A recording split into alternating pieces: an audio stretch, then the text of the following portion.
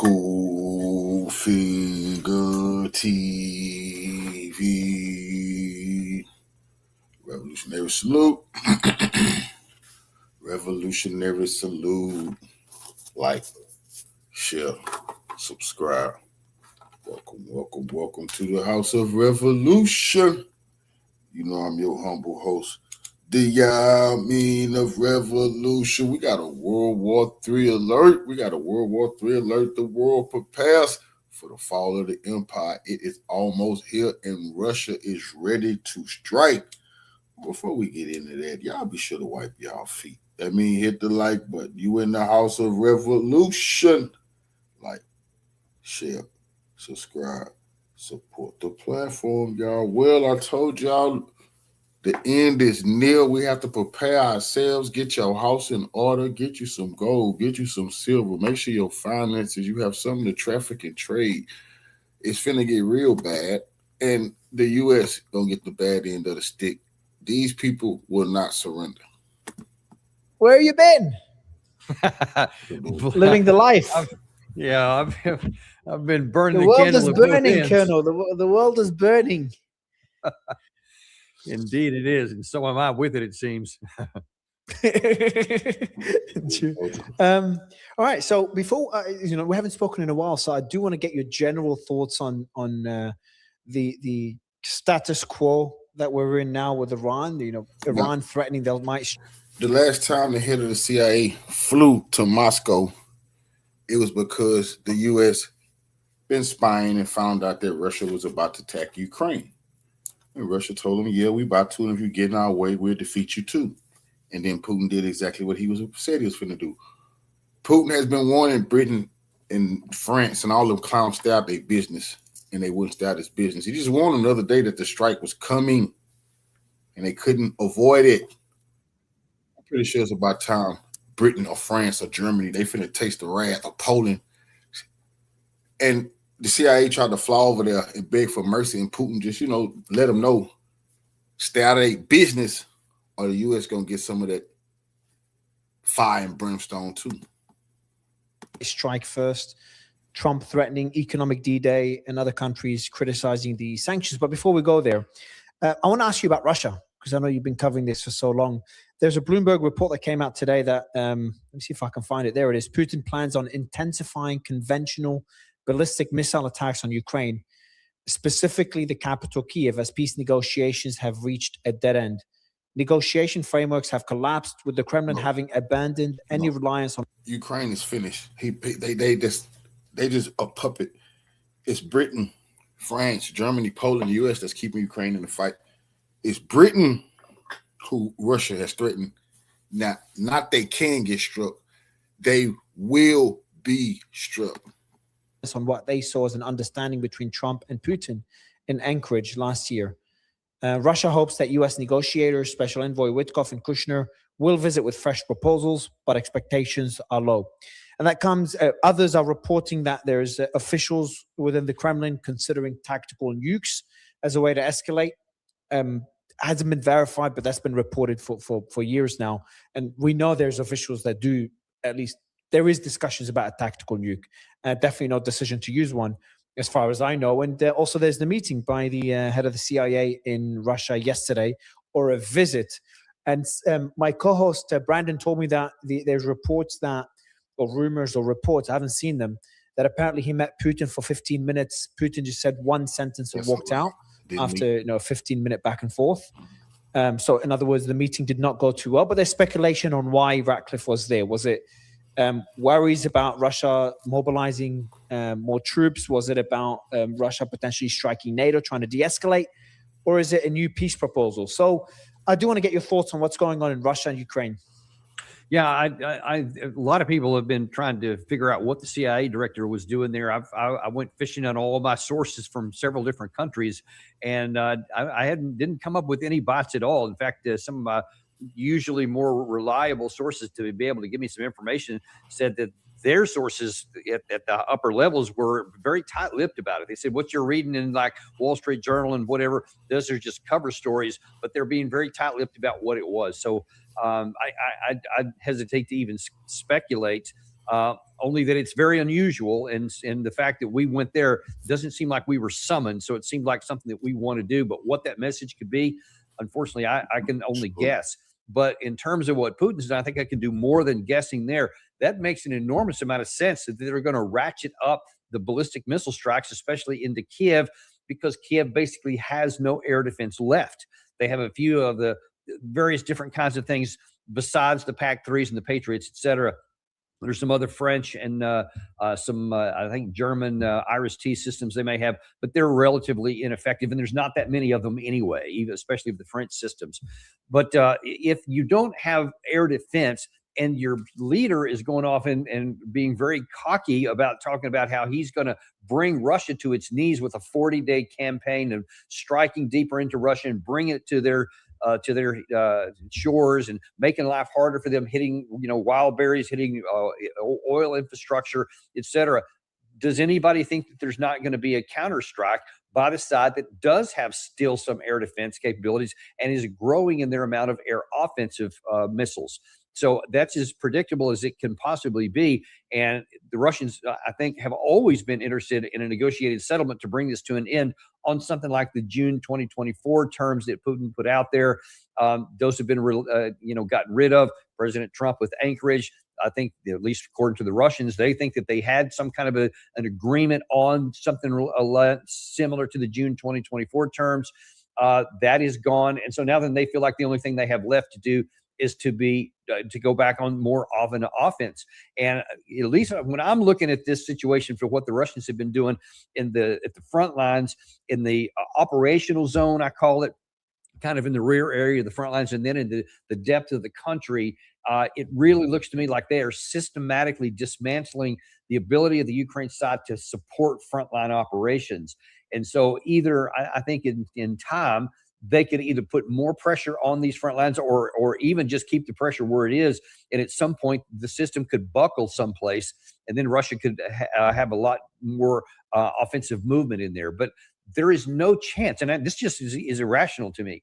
If you have effectively lost the ability to have any air defense at all of any city substance in your capital city, much less at all these other places where they've been hitting, or in the operational zone from the glide bombs, it's better. There's basically nothing that the Ukraine side can do. And then you still have the advantage in artillery. And even if it's something close to parity in the drones, all of that tells you that there is no logical, rational chance for Ukraine to ever reverse course and to get back into something that would force Russia to agree to any terms that are less than the June 2024. So by continuing to hit Russia harder, it's not going to make them say, oh, maybe we better back off on our plans. It's going to say maybe we need to hit the gas and go more on offense and cause more damage. It's just not going to make them cause less. And I think that's the big mistake in the strategy that it appears the Western side is following. I remember we spoke a while ago about the threat of Russia striking NATO. Do you think that threat is increasing or is diminishing?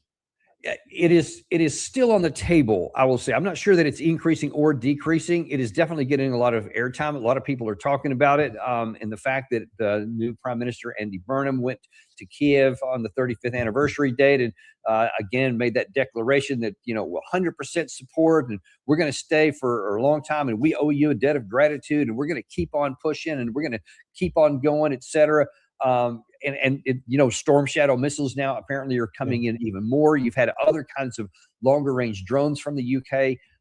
There's definitely a lot of calls in Russia that says, hey, they're basically directly involved in this. Let's take it to their factories in the UK. But, there's huge escalation risks with that. And I think that right now, Putin is calculating that is not, he doesn't want to bring even the potential for an Article 5 in that could put him at war with NATO. But that's the calculation today. I think that if he does this acceleration in the missile campaign and even more in the drone campaign, and if he can, over time, and I mean, maybe even a year from now, bring Russia to the point to where the military collapses on the other side, that would be in their interest to do as opposed to striking out. If these strikes get bigger, though, and if something coming, whether it's from UK or France or Germany, if they help them and they hit something of real value and even more it's psychological and emotional value, like hitting the Kremlin or some other a status symbol or something like that, then I think you could get a change. But I think that right now it's below the threshold where they would strike out and risk an Article 5. But I do think that if the conditions warrant it, that Russia does calculate that they can cross that and still come out on top. All right, let's talk about Iran. Here we are. People were worried about a ground operation not long ago. People were even talking about Israel or the US using a nuke on Iran. Also rumors that Iran had a nuke. So, we were at a level that was apocalyptic. Now we're talking about sanctions, something that's been tried on Iran for decades. And Iran is a lot more emboldened. They struck the Gulf preemptively, Jordan and Kuwait not long ago. They're striking ships on a daily basis. They struck the UAE a week ago. There was the attack on the ship in Egypt a couple of weeks ago by a drone. I think it was Iran. A lot of people speculating it was Iran. And it would make sense. This is Iran sending a message. So kind of the balance of power has already shifted pretty drastically. There's talks about whether the US will pull out of the region. A report by NBC today that talking about the amount of damage to the intelligence facilities and surveillance equipment in the Middle East, American equipment, being in the billions and would take a long time to repair. So we're in a very different place now to when, a couple of months ago when me and you spoke. How's this going to end? Is Trump going to tackle again from the sanctions? Is he going to continue? Is he going to enforce those sanctions? Will Iran preemptively strike as they threatened?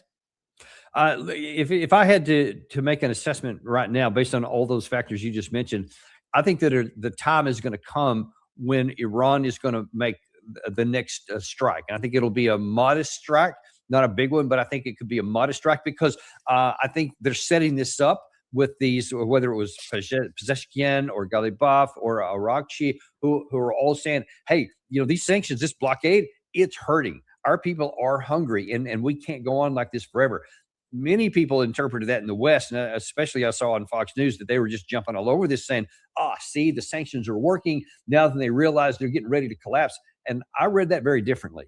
I read that they're saying, no, we're signaling to our people that we may have to ramp this up because we can't just go on indefinitely like this. We can't just wait this out. We're going to have to take some preemptive action to get this blockade off. And it would be a huge risk, maybe even to the level of gamble, but not a crazy one, because there is a logic militarily for what we view as the weaker side here, the Iranian side, to launch back to spur the United States to go back into an attack mode. Because if we go back into anything like that at the density of that first 40 days, it's going to blow up a lot of stuff on the surface, but it's also going to suck down the remainder of our long-range strike missiles and potentially deplete our modestly successful interceptor missiles of the PAC-3 and THAADs, et cetera, and going to make us go to secondary stuff that's not as effective beyond that, and cause us to possibly drain our resources from the Asia-Pacific area or pull stuff back even from the European area, all to focus on something that can't be done and that won't succeed. Meanwhile, they're going to continue to be able to fire out of these missile cities that are underground and all that kind of thing from the drones and the missiles that they have. And if the United States ramps it up to the top level and does what Trump has threatened several times to do and hits the Iranian oil infrastructure, hits their electric power grids, their desalination plants, et cetera, then I think that's going to give Iran the green light. And they're going to go, that's it, here we go. And I think they're going to hit these targets in the Gulf area that they promised to and they threatened to many times, because then it'll devastate the situation. But the biggest issue for Iran is I think they're looking longer term. We're looking in between now and November, but I think they're looking longer term, and they're thinking the only way we can have a chance to have any kind of even modest medium term peace is to make sure America loses. And if we go into this strike here and we hit their infrastructure first, and then that gives them the green light to knock the rest of the stuff out, we're probably going to be in a depression at some point, because now then you're talking, you can't talk your way out of those oil markets and futures contracts, whatever. If the potential to even make or produce oil is destroyed and set back years, we're going to be in a world of hurt. We're already facing a lot of problems as it is, but I think that will push it over the edge, and that will cause us to have to retrench, because we're just not going to be able to militarily defeat Iran. And if we outlast them, then that means that we have been defeated. And then we're not going to be able to go back in a few years. We're not going to be able to get these bases because nobody's going to want us there, Mario. If Kuwait, Qatar, Saudi Arabia, Bahrain, UAE, if they have everything just wiped out and like really, really harmed to this extent that now then they don't have any income and now that their regimes are at risk because they can't produce and provide what they need, who's going to want to say, yeah, let's rebuild all this and bring the Americans back? Because then it's going to have exposed that all of this happened because we chose to go to a war that was never needed, that none of them wanted. And then now that they have paid a profound price, not only do we not protect them, but we were the cause of the missiles that ended up falling on them. We were a missile magnet because of the bases that we had there. And now then they've been, devastated because we wouldn't end this with the MOU. And I think that that's going to be a really big problem long term for us. Trump really screwed the things up, hasn't he? Like it's just bad across the board. South Korea's pissed off because he's now buddies with North Korea, and batteries have been pulled out. Indo-Pacific, Taiwan has been thrown under the bus to China. And Mario, let me just tell you, I just had a conversation, speaking of South Korea, with a certain member of the diplomatic corps here in Washington, D.C., and they were not shy about telling me that there are those in the South Korean government, this for the first time, that are actually asking the question, should we continue on with hosting Americans, given what happened to the Middle East? So that is advancing. I can confirm that's insane. And also the security umbrella that the US has offered all its allies just popped.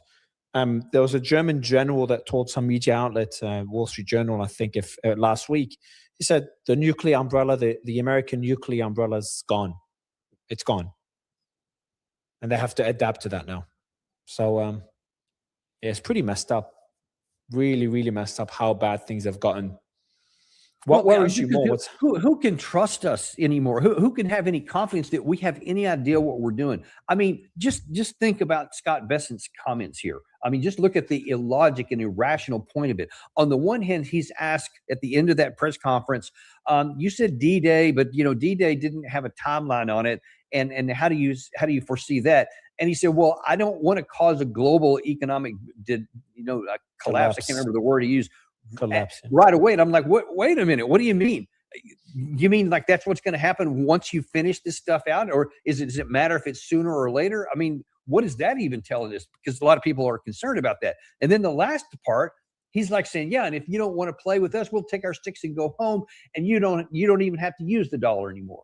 And I know a lot of people are going, hang on, dude, what are you talking about? We're trying to keep the dollar from being undercut as it is, and you're threatening people to pull out of the dollar? I mean, does he not understand what that would cause? But that's what people around the world are seeing. They're seeing, this is the Treasury Secretary, for crying out loud. This is not just some talking head on MSNBC or something. I mean, this is the guy who's pulling the strings here.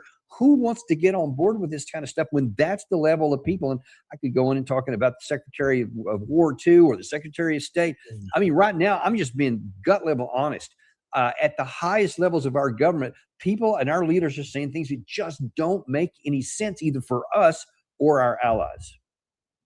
Yeah. What worries you the most now? Before I ask you what worries you most, one thing I've been learning a lot about is the state of the U.S. military and the U.S. Navy as well.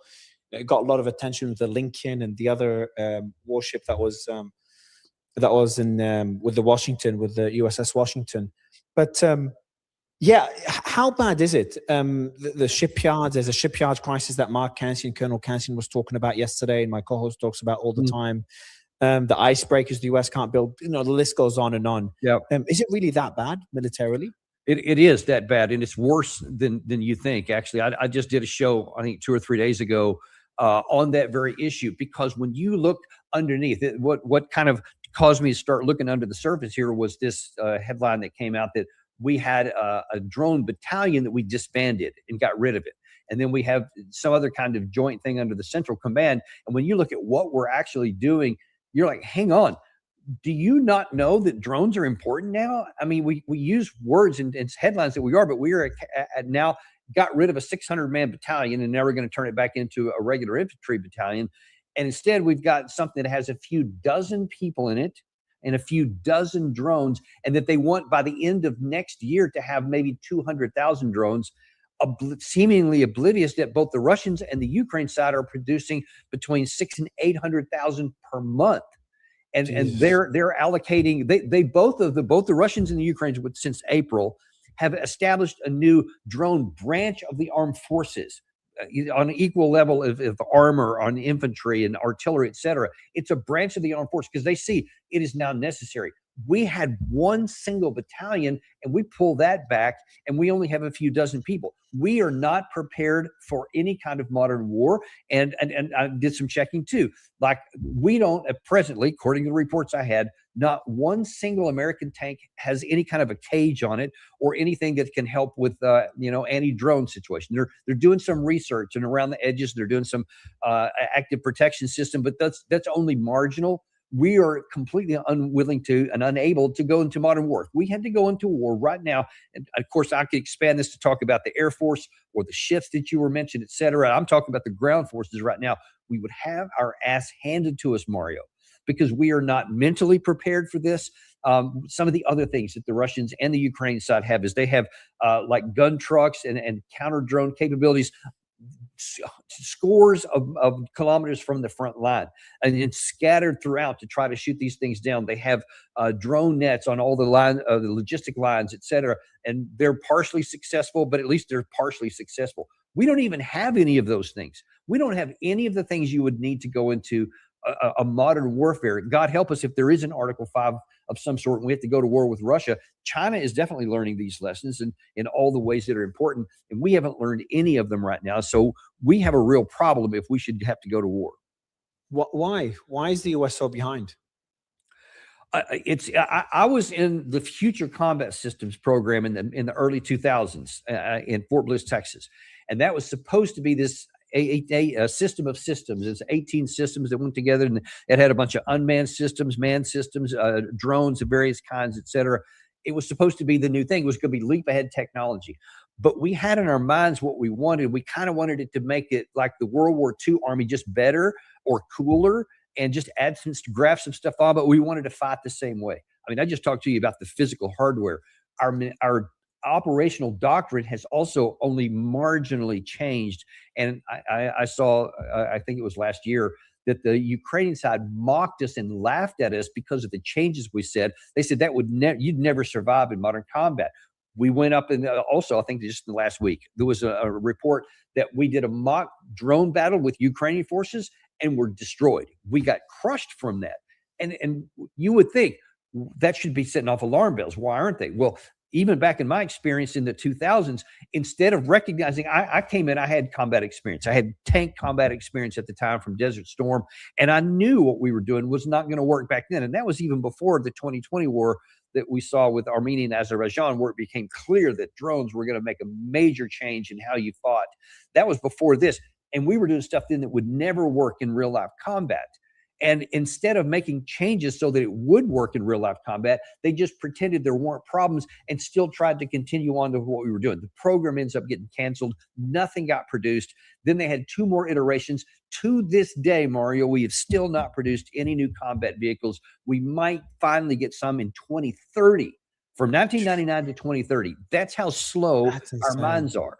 And so you see the thing about the Russians and the Ukrainians that I admire about both sides is that their mental acuity is just off the charts, because they actually have people on their staffs that are designed to say, all right, this is working today, but it's probably not going to work tomorrow. Let's try to figure that out. And so that they just keep, going one up and the other side, and it never stops.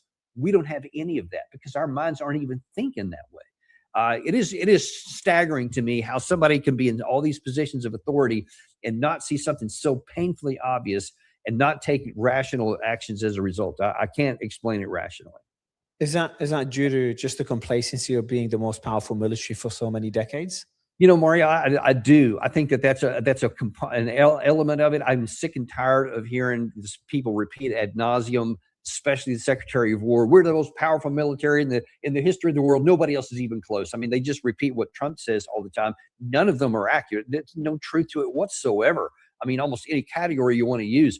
We're not bad. It's not like we're horrible, but we are definitely not better than, I would say we're number 4 right now. I'd say Russia, Ukraine, China, and then us. right now in terms of overall military combat power. So we have capabilities, but because we're so foolish about not changing our mentality, we're going to undercut even the actual stuff that we have and the good soldiers that we have. We'll just be throwing them away in future combat if we don't change things before first contact. Yeah, I was surprised to learn how old pretty much all the aircraft carriers the US has. The Lincoln is decades old, I think. The Washington, I know the latest one was not designed, but went into combat or went into operation in 2016, designed years before that. So there hasn't been any recent aircraft carrier at all. And that's not really the shortfall. Like the US doesn't need more aircraft carriers, just drone warfare, drones. That's all it needs to focus on. Yeah. Yeah, I mean, worrying about, because we have another aircraft carrier that's in design right now to hit the news recently because the White House wanted to change the name that they had given it from a guy who was a hero, a black guy who was a hero in World War, in the Pearl Harbor, actually, in World War II. They wanted to name it after him, and now Trump wants to take that away. But I was thinking, aside from just the absurdity of taking away from an actual military hero and giving it to President Trump, who wouldn't even serve, that's one issue. They want to give it Trump's name. They want to give it, take it away from that hero. Yeah, take it away from him and give Trump's name on it. Yeah. And I'm like, dude, why are we building another aircraft carrier? I mean, look around, man. Missiles and interceptor missiles and drones are the new dominant power. And if you're not able to defend against incoming missiles and again incoming drones, and then have your offensive to go out, you're going to get crushed. There's a reason why our ships right now are so far away from this line of contact in the Persian Gulf there, or from the Gulf of Oman, because we don't want to get close enough to where we risk having their anti-cruise ship missiles. Which I think if we get close enough, I mean, I still think that we are in grave peril. I don't think Iran has actually tried very hard yet to hit our ships. That could change, but we are definitely aware of it. That's why we're so far away and making it more difficult to do all these other operations. That's insane.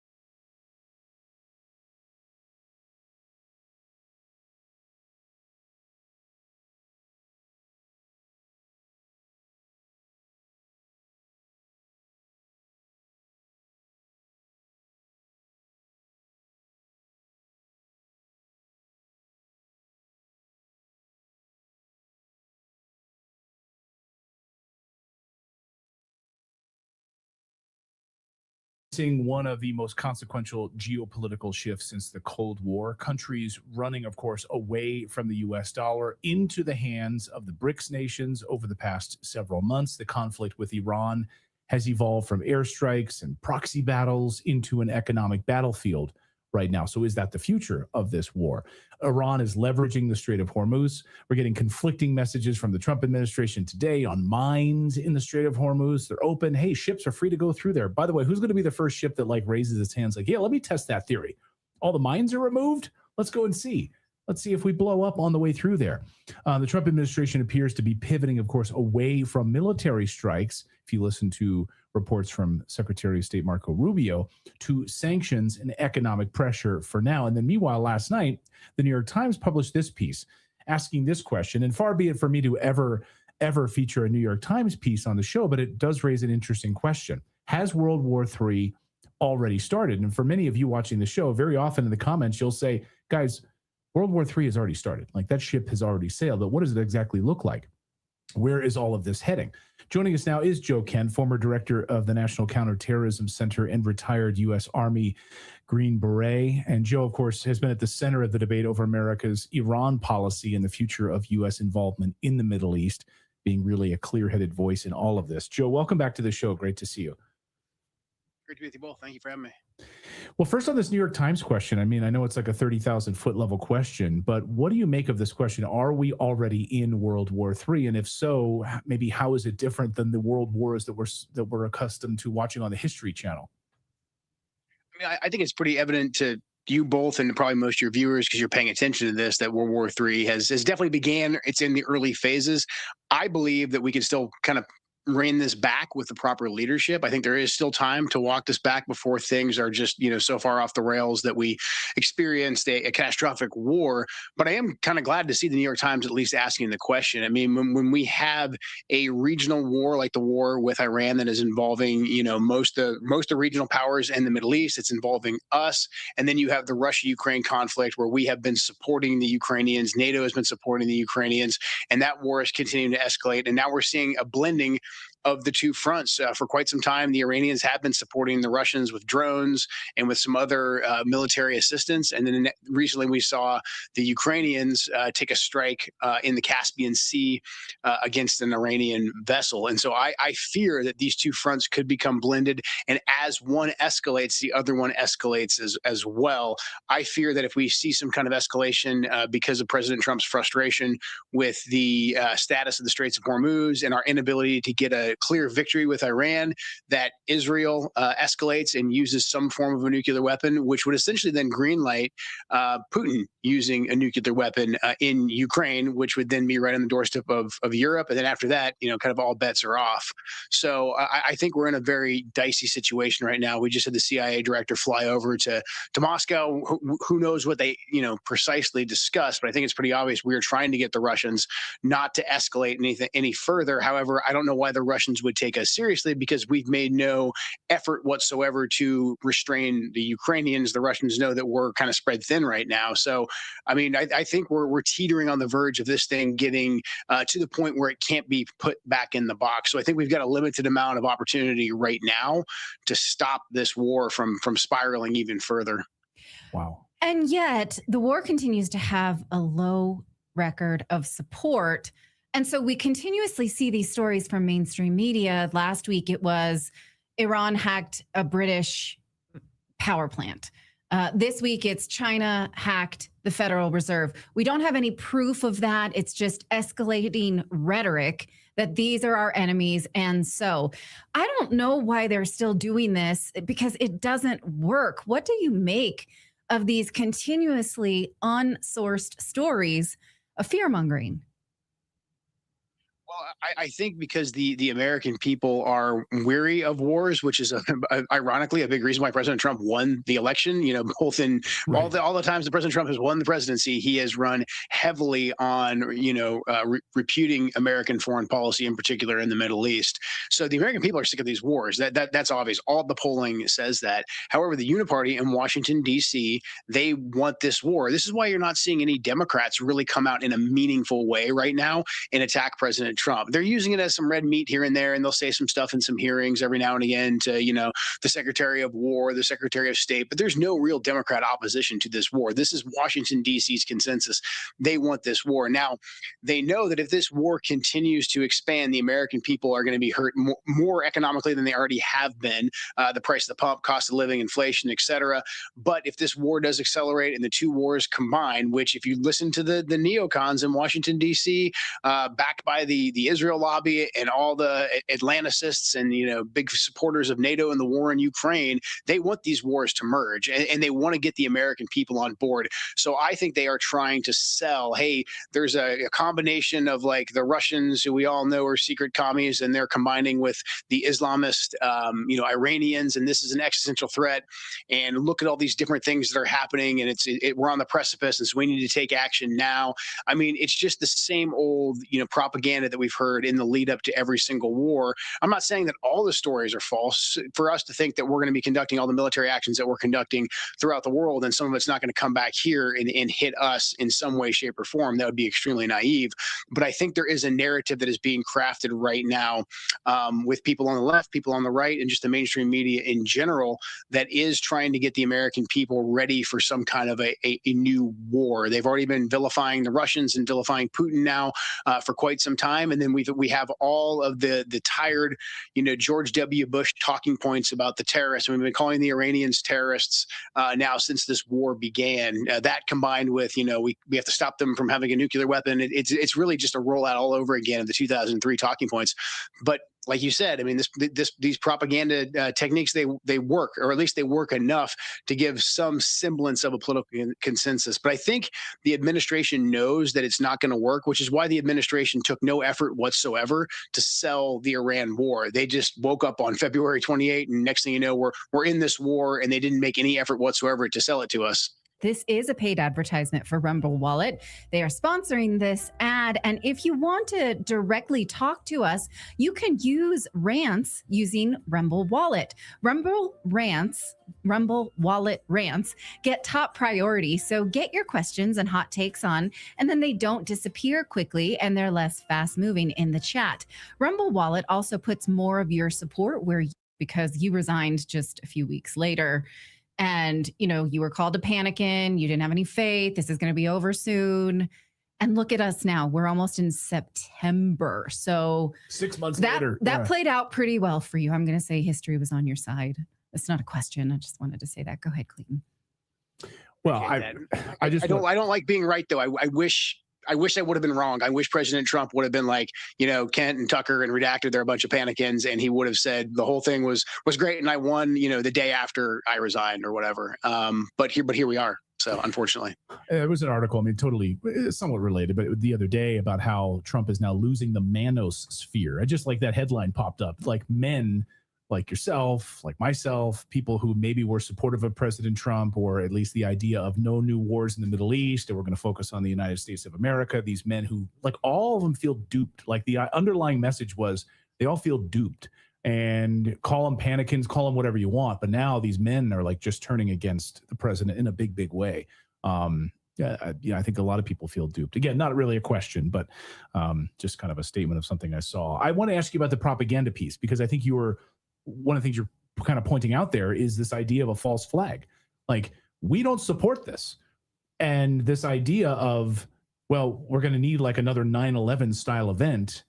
Mike Pompeo is all over Fox News over the past few days. Once again, like, you're seeing the BBC, you're seeing the UK silence independent media voices and trying to elevate like the BBC and state-run media. You're seeing the same thing in Canada. It's only a matter of time, I think, before the same thing happens here in the United States. More suppression of independent voices, so you can rally the sort of fake support around this idea of a war against Russia and Iran.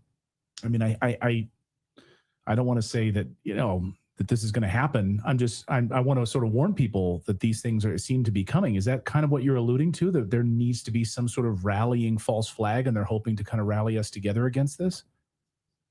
I think that's a possibility. And I think the one rule of thumb that we should all stick to at this point is just question everything. Because like Charlie Kirk said, question everything, because it's the only thing that keeps us free. We have no obligation whatsoever at this point to trust our government. I think a big reason, I think this is combined with the whole, question of why men are, starting to say, hey, I feel betrayed by the Trump administration. One of Trump's big appeals was that he was the guy who questioned everything. And so a lot of what, I think this generation of young male voters who helped President Trump come into power, and young people in general, was that, hey, we do question everything. And so I think these two things are very related. President Trump is losing a lot of support with his core base and a lot of really young men who came up questioning COVID, questioning the BLM riots, questioning January 6th, questioning mail-in ballots in the election. But now we're just told that, like, Iran was 5 minutes away from getting a nuclear weapon, and we need to be all in with this war. We should be very, very wary of any potential false flags. But what I think is more dangerous is that we are playing with fire right now on two very, very hostile fronts. We basically refuse to leave this Iran war. President Trump knows he can't, extract a military victory out of Iran. He knows the diplomacy track is basically dead, because when we had an opportunity to off-ramp with the MOU, within less than a week, we basically blew up the MOU.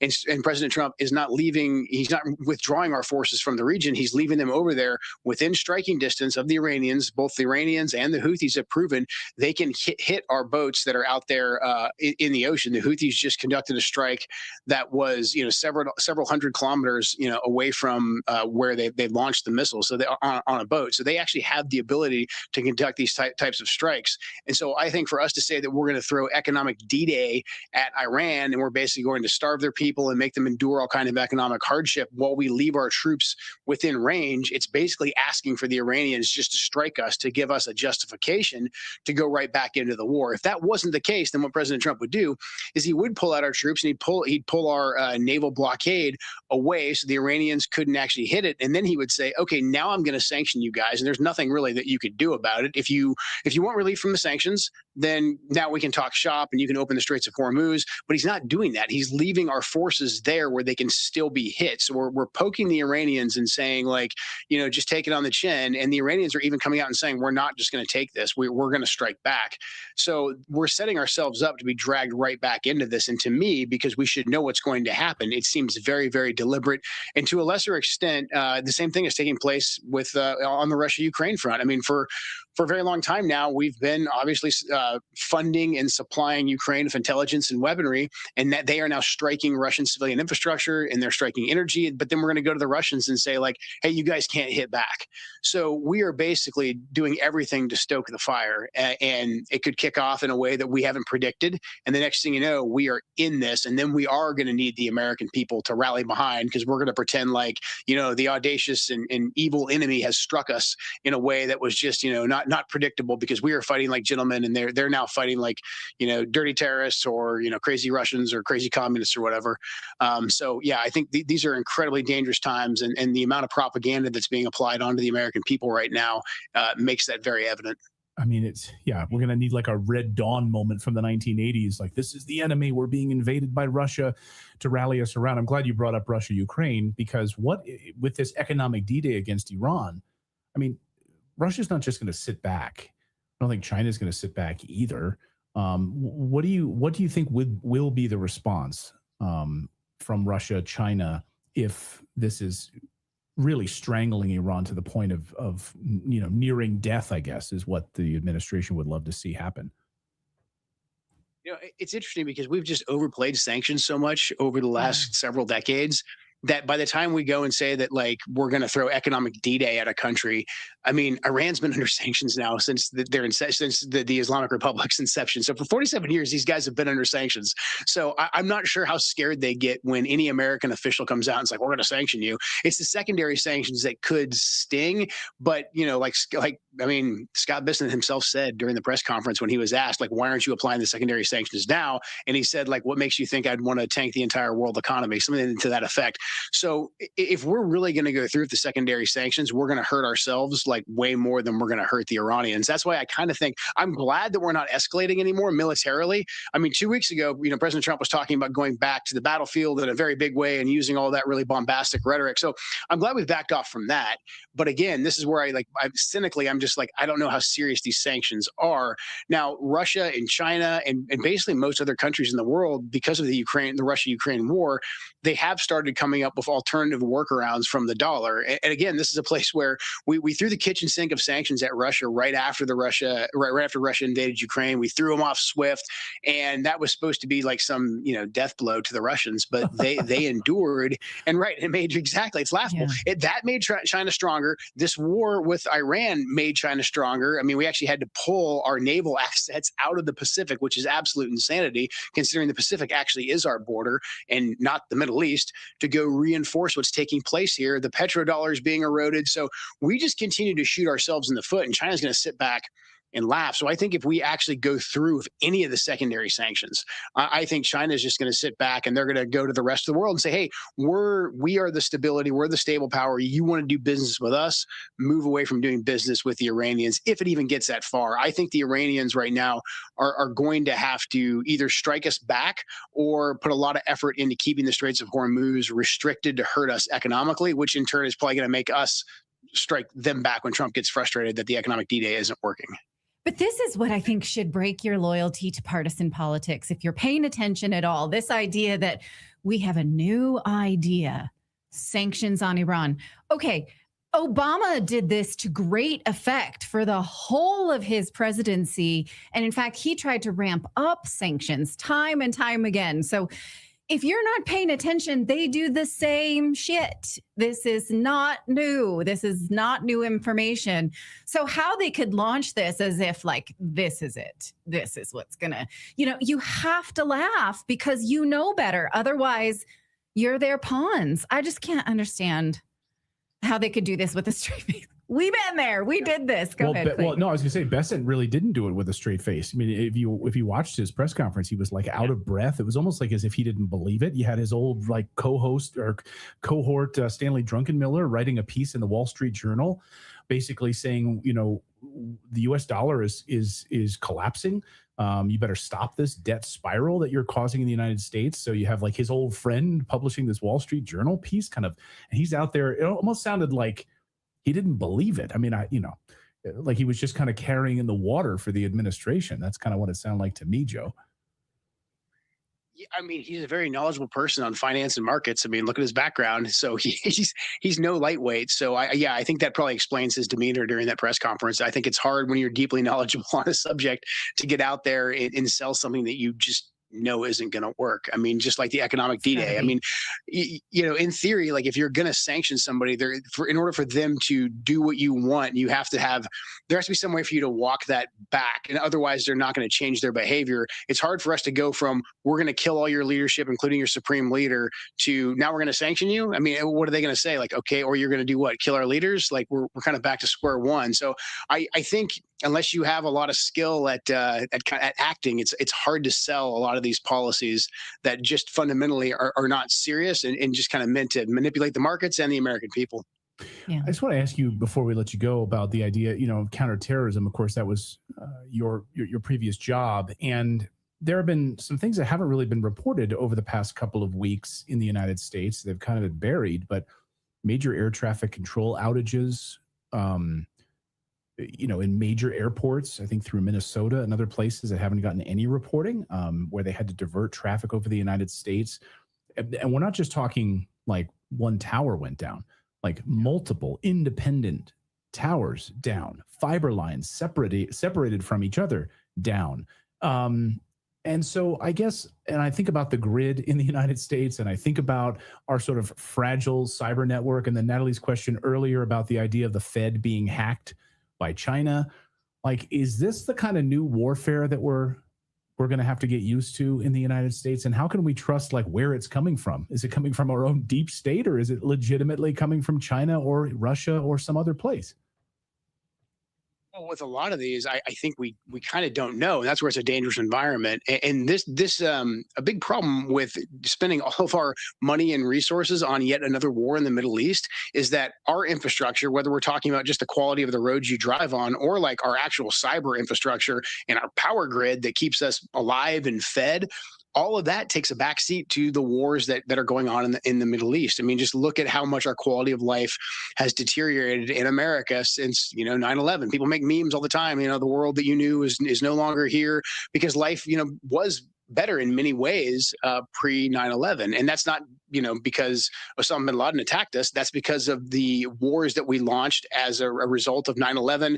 The crackdown on our civil liberties. But like right now, this is a great. I mean, President Trump ran on a broad set of domestic policies that resonated with a lot of American people, like lowering the cost of living, a secure border, cleaning up the crime, these types of things. And he hasn't been able to prioritize any of those agenda items because all of the effort is going into the war in Iran. And every now and again, they sealed the border. There's no more massive invasion like there was under the Biden administration, and that's great. But it's kind of doing the minimum. But everything else, whether it's getting the illegals out of our country who are actually dangerous, like that simply has not happened in a meaningful way yet. The fact that the inflation is still out of control, the price of the pump.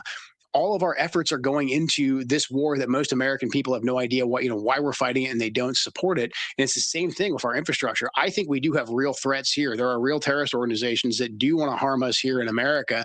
But instead of addressing those in a very surgical, methodical, and focused way, we're picking a new fight, and we're going to create a new set of blowback terrorism that's going to affect us here in America. Most of the terrorist acts that we had by individuals over the last year or so, they have stated in some way, shape, or form that they were inspired by what took place in Gaza and the images coming out of Gaza. I fear, and I hope that I'm wrong, but I fear we're going to see a similar wave here in America of people saying that they were inspired by what we've done in the war in Iran. And so the big question is any of this worth it? Is it worth us prioritizing the war in Iran and taking our eye off fixing our grid, securing our grid, and just really at the end of the day, taking care of our own people? And I think if you went and asked most Americans, they would say, no, absolutely not. They want our priorities here addressed and not yet another foreign war in the Middle East. Well, right. 100%. I mean, the Pulse nightclub shooting was a response to foreign bombing abroad. It was not a homophobic act, and yet that was hidden from us. So I want to ask you a little bit about Syria. I know Clayton said he was asking the last question, but I'm going to, because now sanctions have been lifted on Syria because we've got an Al-Qaeda terrorist at the lead at the presidency who is our puppet now. So I mean, I guess that would be a formula that Iran could follow. If you just put an American puppet in the seat, then sanctions are lifted. How does that strike you? Because that seems extremely hypocritical on our part, but c'est la vie. Yeah, I mean, we are where we are. Like, I was really, really apprehensive about us engaging with al-Shara Jalani, and we should still keep an eye on him. But we are where we are now, and so far, all we can do is look at the actions that he's taken. And in general, he's kind of doing the right stuff. He's caught in a tough spot because he's got the Israelis on one side and the Turks on the other, and they're at each other's throats. He's sitting on basically he's sitting on top of a bunch of different al-Qaeda and former ISIS people who brought him to power, who want him to be much more extreme. So right now, he might not be the best guy. We may not like him, but whoever comes after him, and this should be a lesson, for the people who are saying, we could do better, et cetera. If he does get, killed or removed in some way, shape, or form, then Syria's going to go into a chaotic situation. So I think at this point, considering the steps that he's actually taking to integrate the Kurdish forces, et cetera, we're in a decent spot with him. Now, if you take the logic that we've used with Shara and you apply it to the Iranians, there's no reason why we shouldn't be inviting the leadership of the Iranians to meet us somewhere neutral and then eventually invite them to Washington, D.C. to sign a peace agreement. There's no reason why we shouldn't be aggressively pursuing peace. I mean, Ahmed al-Shara, he killed Americans in Iraq, or at least fought against us in Iraq, and was in one of our prisons inside of Iraq. Now, the Iranians, sure, they supported a lot of the terrorists that were there, a lot of the insurgents that were there in Iraq as well. But if we can basically say, hey, we're realists, we're going to accept the world as it is, and we can make peace with Shara's past, there is no reason why we can't make peace with the Iranians' past. If you just look at the way the Iranians have conducted themselves throughout this entire war, they have been very deliberate. They have been very pragmatic. They have been very measured. And so I think that they have shown us over the last year or so, last 2 years, basically, that they're rational actors and we can make a deal with them. So I say, hey, look, if we're going to go down this road with Ahmed al-Shara and we can kind of accept that bitter pill, there's no reason why we can't aggressively pursue peace with the Iranian regime right now in an effort to de-escalate this situation so that we don't get sucked into a 20-year quagmire. Remarkable. And to have that country not have sanctions where maybe it could pick itself back up again. Well, was one of the most peaceful countries in the world a number of years ago. Yeah. Not also, anymore. That's incredibly big of you to be able to see Syria in this way, given that your personal losses in Syria, you lost your wife in that war on terror, and now we've turned around.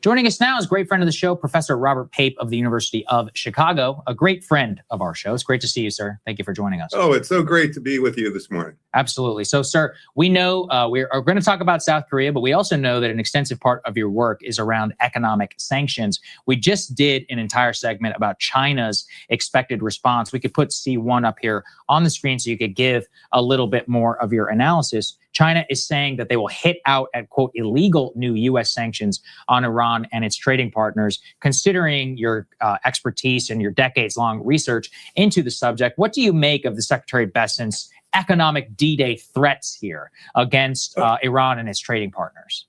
Yes, what Scott Bessent is doing is going through another route of the escalation trap. He's presenting it as an alternative to war, but that's not what it is. What it's really going to lead to is another escalation trap. And if anything, if he in fact goes forward, it would be more military war. So for 30 years, I have studied, as we all know, air power, but also side by side with that, economic blockades and economic sanctions, publishing big articles, fat appendices, all the cases since World War I. And here's what people need to know, that starting in World War I, the pattern is different before, but starting in World War I, economic blockades and economic sanctions have never on their own won a major war. They've never toppled a government on their own, in a major war, and they have never led to capitulation of that government to the coercer's demands. This is extremely important to know, because in World War I, there was massive British blockade on Germany. World War II, massive economic sanctions and U.S. blockade on Japan. And in both those cases, that blockade did not stop a messy ground wars. In fact, they only ended with messy ground wars, and with Japan, the atomic bombs. If we look at Saddam Hussein in the 1990s, we imposed economic sanctions on Saddam Hussein after we kicked his forces out of Kuwait, and those stayed on for a dozen years. They dropped the economy's GDP by 48% each year for 12 solid years, and did not stop us from having to invade with 150,000 ground forces. Iran, we've been slapping sanctions on Iran for decades, no result. And also Putin. Look at what happened with Russia after he invaded Ukraine. Now, what has been we slapped economic sanctions on Russia. What has been the result in all of these cases? All of these cases, notice, they don't lead to peace. They don't lead to ceasefire. They lead to failure, strategic failure, and more war, more escalation. So Scott Bessent is really not doing a good service to the world by saying that this is an off-ramp to escalation. And the one question the media should have asked at the press conference is, Secretary Bessent, can you name one case since World War I, over the last 100+ years, just one case that fits your model?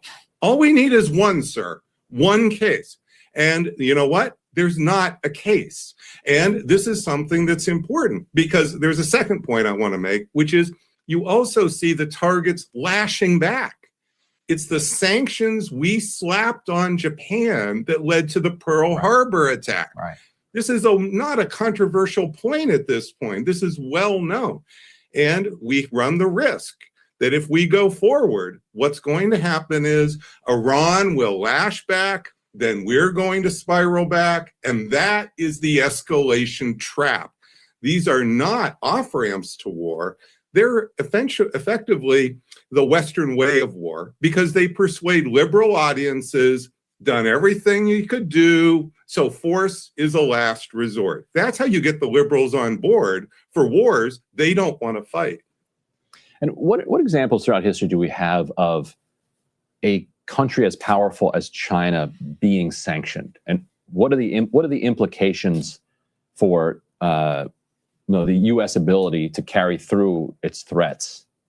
Well, we don't have to look that far back. Just go back a year, because what the tariffs were on China were effectively economic sanctions. So President Trump used the word tariffs, but if you peel the onion and you look under the hood, they're exactly the trade cutoffs of sanctions. So they're really not much different than sanctions at all. In fact, they're identical. And what happened?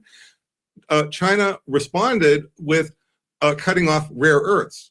And that may sound a little inside baseball to most people, but it's important to know that these things we call rare earths are not just dirt, but they show up in all the chips that we put in our cars. I drive a RAV4. You can't produce RAV4s here in Ohio or in the Midwest, in the American plants, if China cuts off those rare earths. So this has much more dramatic consequences. And I'm not at all surprised that, and what I've been saying China would do is they're just going to bluff it off. They're going to ignore this. Now, if Scott Bessent goes forward and truly cuts off China's banks, then I think China's going to respond. But I don't think China sees this as a real threat yet. I think it's too much bluster here, and that's why Scott Bessent wouldn't even mention the word China at his press. Notice he didn't even say the word China. And he said, and somebody asked him, why aren't you being tough? And he said, well, I don't want to blow up the world financial system. He literally said those words. So think about it. Here we've got the Secretary of the Treasury rolling out a plan, and he says, oh, and by the way, if I execute the plan, we all go down with it. I don't understand. That's not a plan for victory in my book. Maybe you can help me understand this Washington. This must be what happens in Washington. No, this is more from a standard episode of Veep, unfortunately.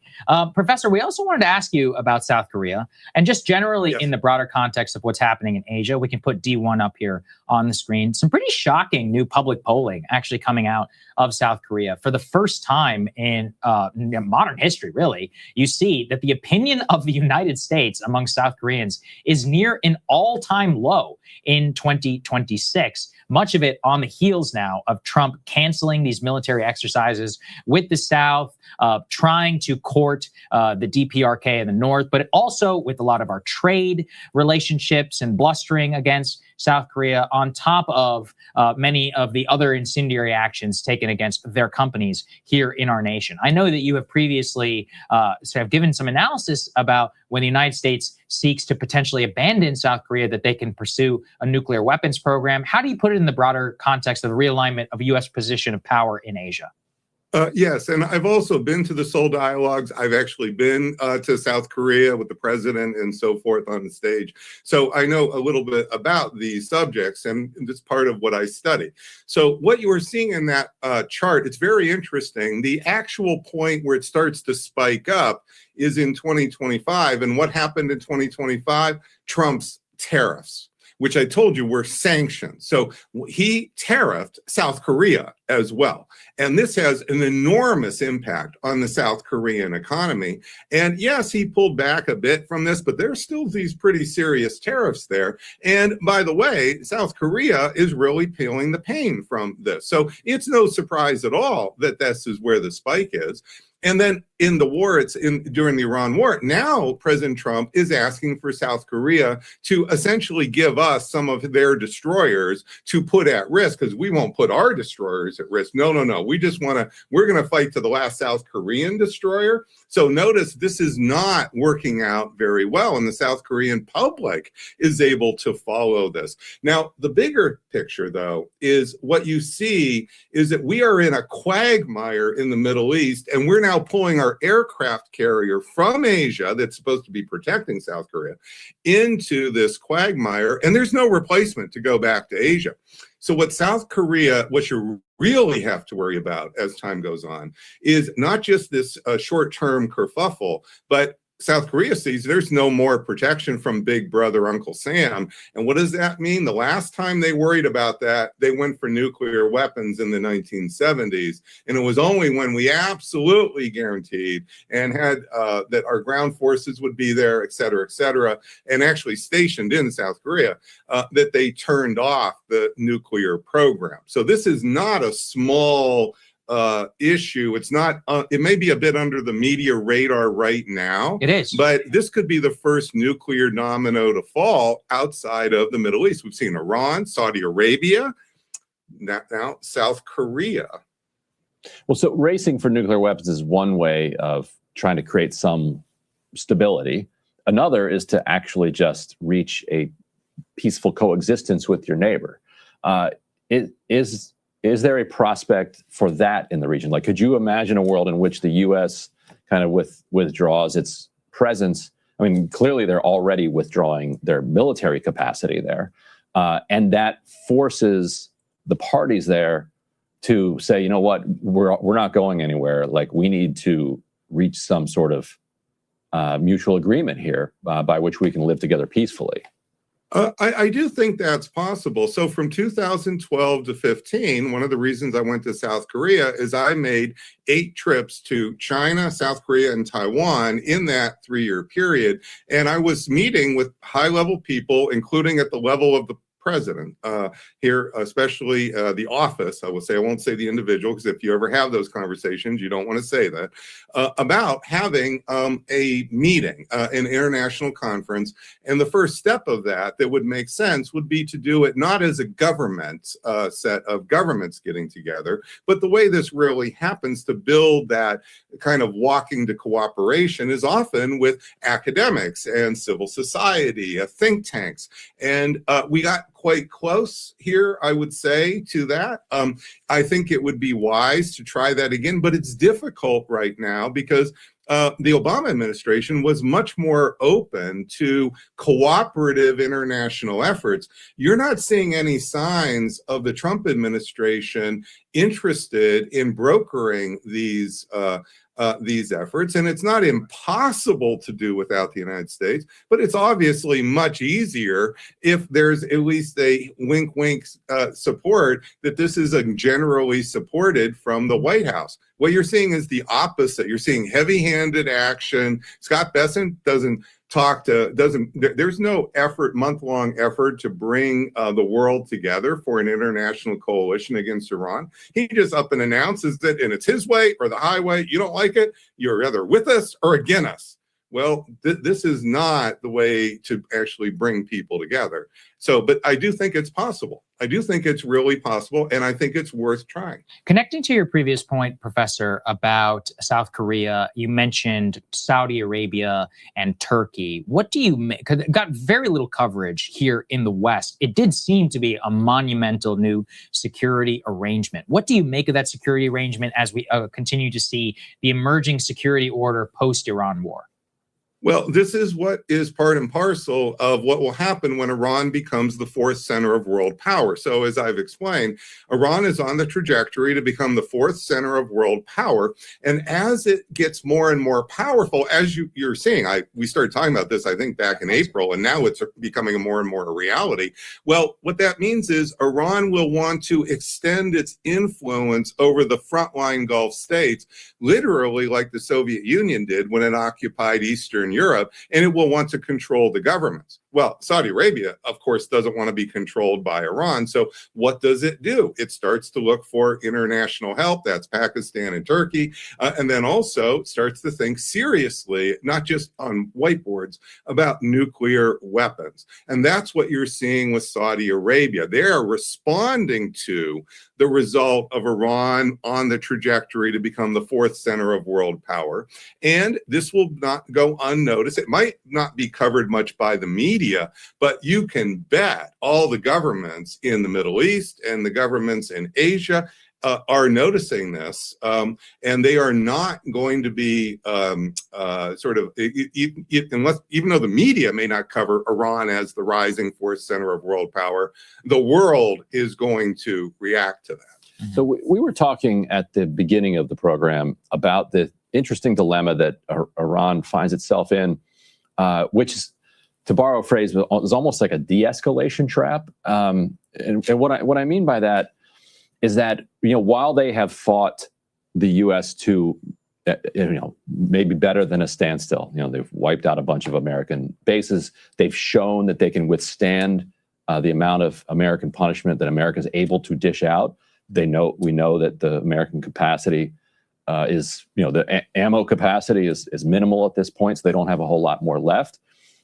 U.S. is looking at something like 40 days of oil inventories left, but Iran too is facing, a severe economic crisis, which could lead to a political crisis, and so now there's a staring game, who can outlast the other one, and And so there's a concern among some Iranian hardliners saying, if we are stuck in this stasis, like we actually start falling behind. So that's why I say maybe it's a de-escalation. Well, so I don't agree. They need then to ratchet it back up to get out of it. Only way out is through. So where do you see this kind of stalemate and ending?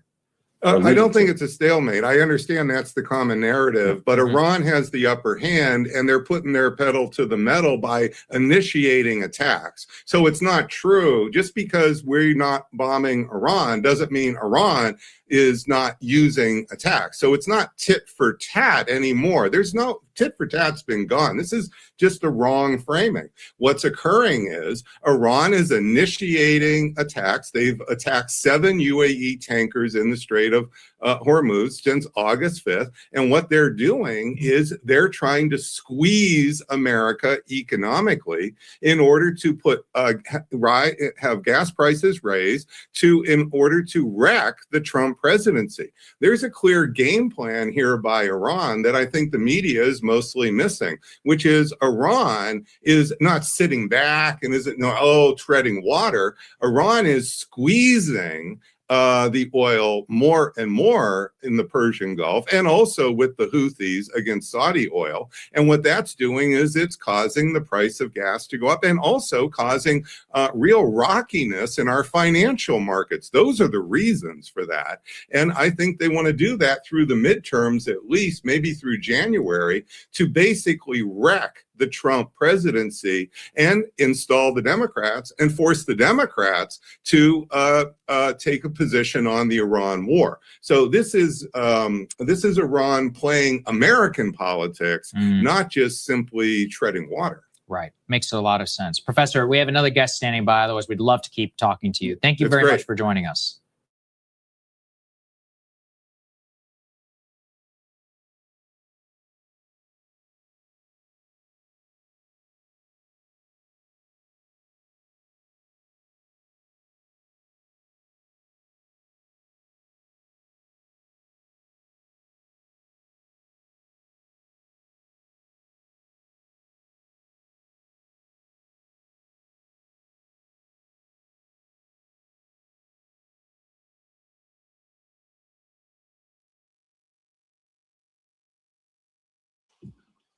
Welcome back to the show, everyone. As you can see, I'm joined by former CIA analyst and geopolitical analyst Larry Johnson to go over the latest developments. Well, Larry, I wanted to get right to it with you about this. The US C-17 Boeing that went to Moscow yesterday with John Ratcliffe, apparently, the CIA director, only him on the plane, or at least him and whoever follows him.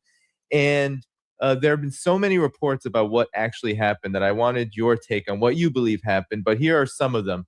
Some say that Russia actually rejected a U.S. request to pressure Iran into reopening the Strait of Hormuz, believe it or not, reportedly telling Iran that the threatened sanctions on Russian entities would have limited consequences, per two supposedly senior Iranian sources. None of this has been verified yet. And then there have been other reports that say that Russia briefed Iran that CIA Director Ratcliffe delivered this message, with the U.S. asking Iran to, again, press on the Strait of Hormuz and warning Russia that they would be punished if they did not, in terms of these sanctions and Operation Economic Outcast on Iran. So, Larry, right to you, what exactly happened here? Others have said, like Newsweek and the Western mainstream media, hilariously, just spinning also their own ideas about what happened, threatening maybe Russia around escalating in Ukraine, mobilizing 300,000 troops. There's so many theories, but what do you believe happened, and what do you know, if anything? Well, the only thing I know is what I can observe. So why the C-17? That first struck me odd. Because the CIA director has his own plane, and C-17 is really a cargo plane, a very large cargo plane. Well, it does make sense that that plane was also carrying the vehicles that Ratcliffe and his security detail drove in the streets of Moscow.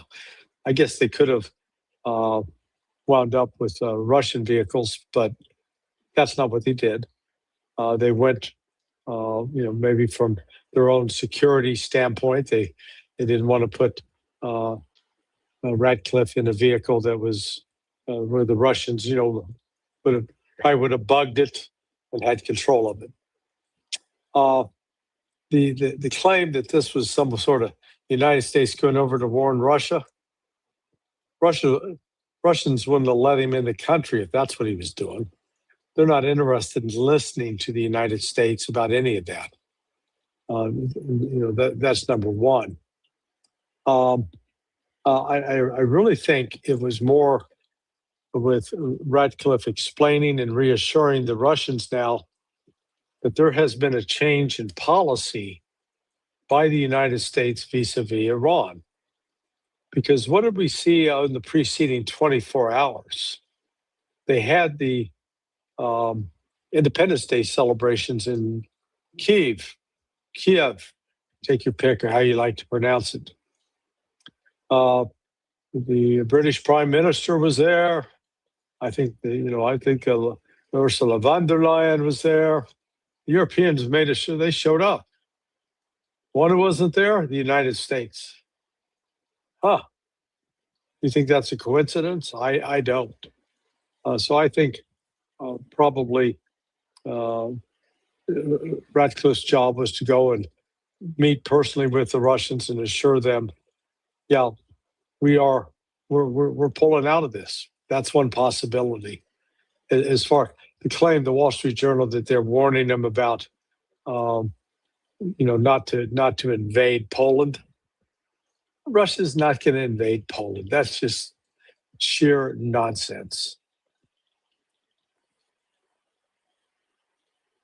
Larry, Trump is describing this as semi-routine, but I'm wondering why was it so secret? Why usually when U.S. officials go somewhere, it is something that is planned, and the United States, the White House, Washington, they will make it known that it's happening. Even if something like this, if they wanted to be a little more secretive, they don't have to say the exact date, but they'd say, okay, he's going now.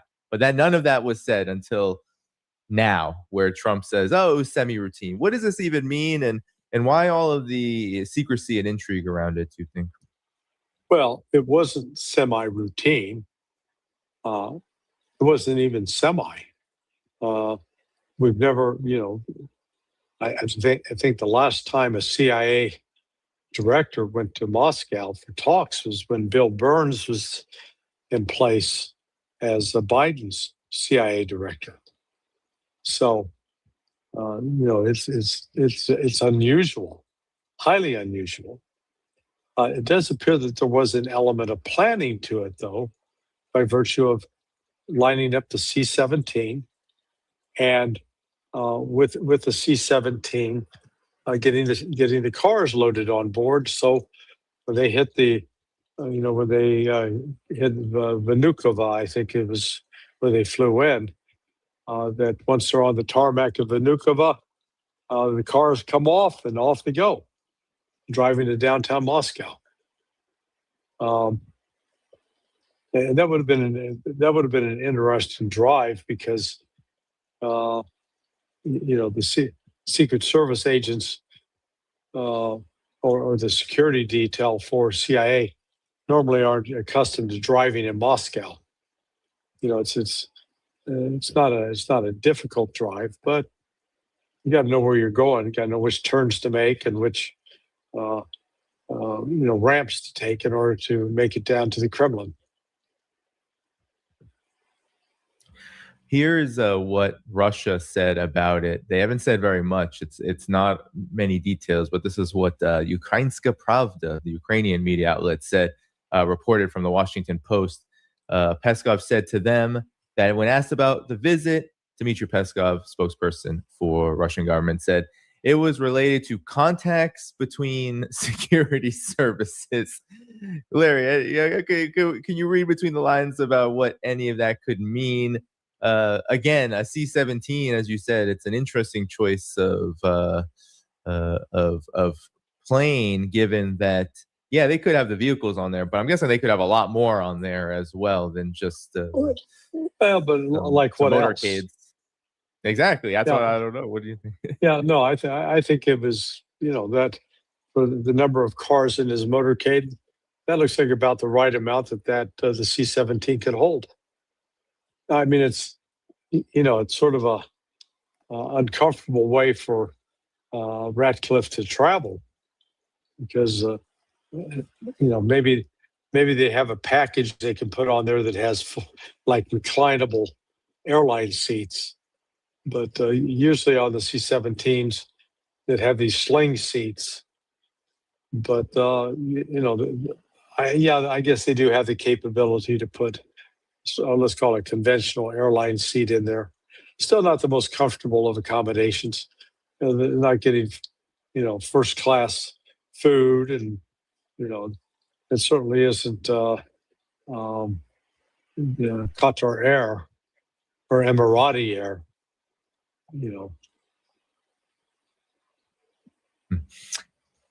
Now, to the Iran situation, Larry, and how this all ties in. There have been some reports, they're all conflicting. Some have said that the Trump administration is considering canceling Operation Economic Outcast. Others are saying that this trip was actually about Operation Economic Outcast and trying to push Russia with threats of more sanctions. But what do you make of this Operation Economic Outcast in general and how it fits into how the Trump administration is behaving now? Marco Rubio is also saying, we're not going to strike Iran right now, but we withhold the right to, but we're just going to focus on economic warfare. Well, why would the CIA director go all the way to Russia in person and issue threats about sanctions? I'm curious if you believe that there could be any truth to those, to those reports. Yeah, no, I discount that as well. I mean, this is not Operation Outcast. This is more like Operation Outhouse. It's because, well, what's in an outhouse? Well, it's completely full of feces, which is what Besson announced yesterday. The efforts intended to target countries that trade with Iran and use dollars as the basis of trade. Well, Russia and China are using their own currencies. And they're using SIPs, not SWIFT. So right away, the potential sanctions against Russia or China are irrelevant. The United States is not going to touch their financial assets because their financial assets on this front aren't involved using the dollar. Plus, they're using SIPs. The Chinese developed the cross-border interbank payment system, which is it's a form of digital payment or way to move assets digitally. So this was Besson making it's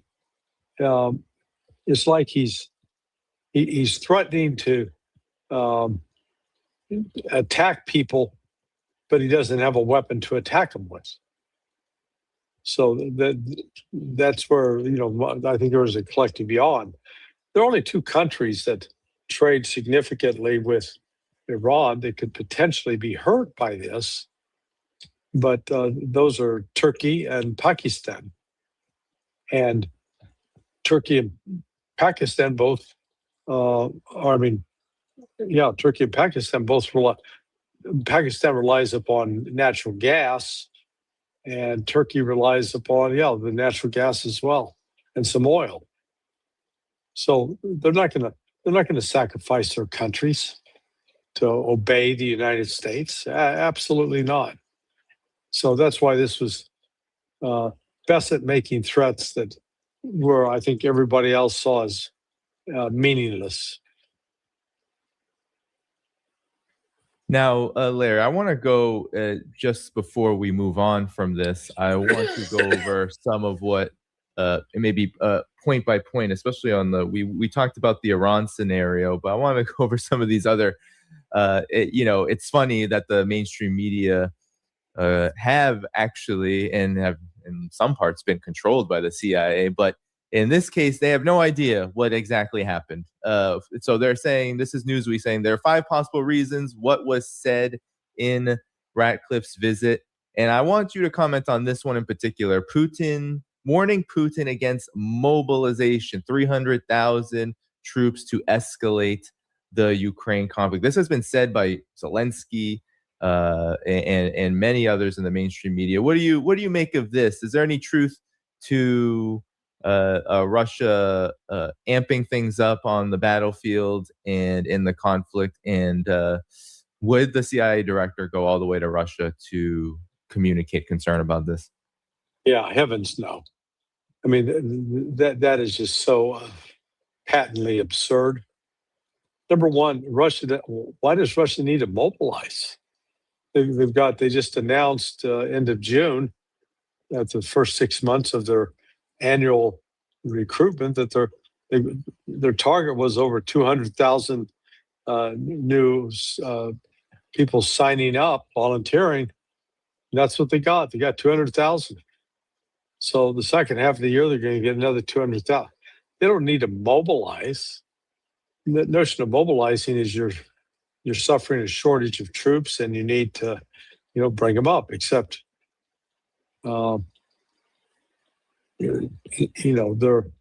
Russia's got enough.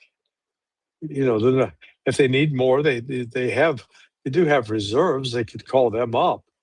They've got at least, I think, 10 million reservists. So that's not a problem. No, this is just more mindless propaganda out of the West. All right. And how about warning against escalation and to kickstart Ukraine peace efforts? Again, all of this is basically saying the same thing. There's also a warning against Moscow's threat to NATO. What threat are they talking about? What would Ratcliffe and the CIA even, I thought the CIA was in the business of escalation, Larry, but your thoughts on what these on this possibility here? Yeah. Why? What the other explanation related to that was that Russia wanted to test NATO. Test NATO. What the hell do you think they've been doing for the last 3 years? NATO has been fighting a proxy war against Russia, using Ukraine as cannon fodder for that effort. NATO military planners have been intimately involved with training and deploying with Ukrainian units. So all of a sudden now Russia is going to make a gesture at NATO by putting troops into Poland. Well, how's it going to get there? They're going to go through Belarus? This is just silliness. It's an example of bad propaganda, because I think the way Russia looks at it, they're doing just fine crushing the Ukrainian army who has been backed by NATO. They're crushing them on the battlefield. They're crushing them in Kyiv, and they're crushing them in Odessa, and they're crushing them on the Black Sea. Where else do they need to go crush?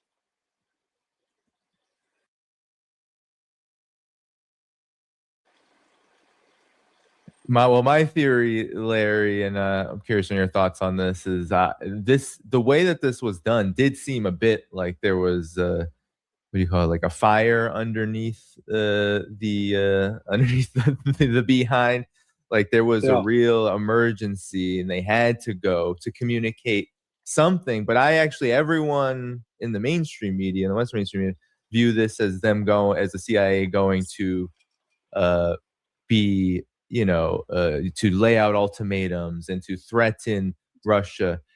I could very well see it as the opposite, that this was actually more of an emergency on, things aren't really going well. Every single option and almost every single section of, I guess, what you could call the U.S. foreign policy establishment is out of options, out of answers, and everything that Russia might be involved with, whether it's Iran's relation with Iran, the war in Iran, and the Ukraine conflict. And maybe there was some attempts to communicate, as you said, some, I guess, more good faith kind of gestures, which, I'm curious on your thoughts about.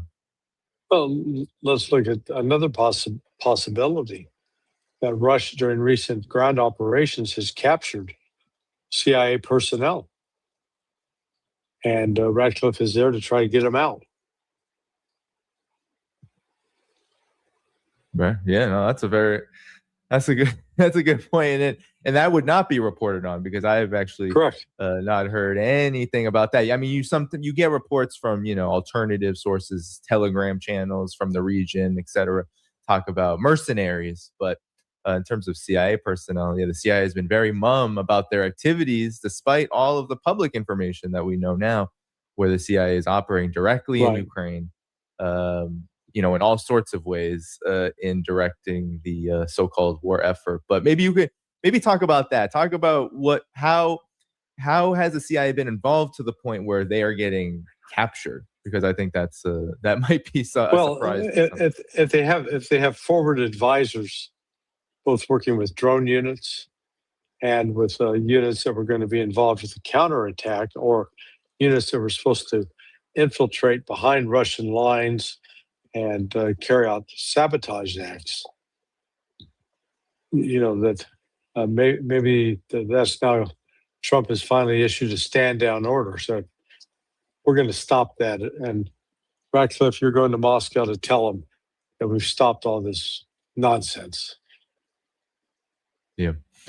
Well, it's been a very difficult time for the CIA, actually, and for U.S. intelligence. And I wanted to pull up this report because it came out at the exact time that Ratcliffe went to Russia, where a new report from NBC says Iran inflicted billions in damage to U.S. intelligence sites across the Middle East, including buildings and surveillance equipment across the region that has undergone unprecedented damage to the CIA and other U.S. spy agencies.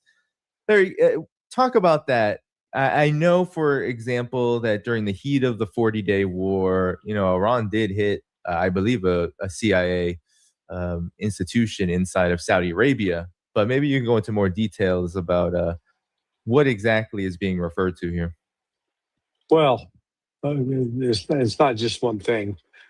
Iran reportedly just destroyed over 19 different radar systems and communication systems that were scattered. Revolutionary salute to In Pursuit of the Truth, 1975 for the 10 jewels to the war chest.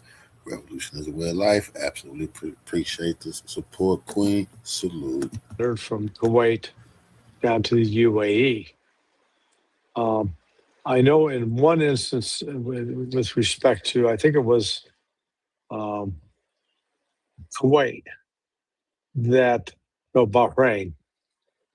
On Bahrain, they had some kind of radar, which was a specialty military radar that was connected to space aircraft, both to help with communications in part. Another blessing. Revolutionary salute to our Queen. In Pursuit of Truth, 1975 for the 30 jewels to the war chest. Revolution is a way of life. Absolutely appreciate you. You helped me keep the lights on here at the House of Revolution. I absolutely appreciate you, Queen. Salute. Part. But something, it went beyond that, because I was told that literally it cost in the tens of billions of dollars. I mean, it was a very expensive system. But more importantly, it was a system tied into our satellite network and satellite warfare. Anyway, when that got taken out, it caused a lot of consternation at the Pentagon, I'm told. So you've got you've got this extensive damage to U.S. infrastructure throughout the Persian Gulf. And they'd all promised beforehand to the local, whether it's telling it to Kuwaitis or Bahrainis or Qataris, oh, don't worry, we got your back. This will be a piece of cake. They can't touch us. And boy, Iran did more than touch them. They gave them a full body massage. Yeah, that's for sure. That's for sure. There's also Larry. Where is it? Where is it here? Oh yes, this. I wanted your comments on because as everyone's eyes are on the CIA in Moscow, Iran and Russia have signed a $25 billion agreement for new power plants. This is a pretty big slap in the face also to Operation Economic Outcast, including Iran's largest nuclear power plant to date, with Pezeshkian set to meet Putin next week in Kyrgyzstan. So, Larry, talk about this. What's significant about this, especially with regard to the Russia-Iran relationship, as there's all kinds of scrambling by the United States to try to isolate Iran? This seems to be a big blow to that. Well, yeah, I mean, look, the U.S. attempt to isolate Iran is living in the past. As I made note that back when the JCPOA was signed in 2015, you got China and Russia, they signed on board. They were with the United States, said, yeah, we're with you. We'll enforce those sanctions. Not today, when the U.S. and Europe went back to do the snapback sanctions on Iran under trying to resurrect the JCPOA. Russia and China said, count us out. We're not having any part of this. We're done. They walked away from it. So that's what the United States doesn't have complete control over the sanctions environment. In fact, it's just the opposite. So that there is, they've got the free trade with Russia going north-south through the Caspian, free trade east-west with China, free trade with Pakistan over 6 land routes, and Pakistan's been pretty adamant. They're not going to abide by these what they view as arbitrary U.S. sanctions. So it's just, here's the United States trying to pressure Iran at a time when Iran is relatively has walled itself off from those pressure points. Yeah. Yes, and here is Ghalibaf, Mohammad Ghalibaf, head of negotiations, head of parliament, and envoy to China, who directly thanked China for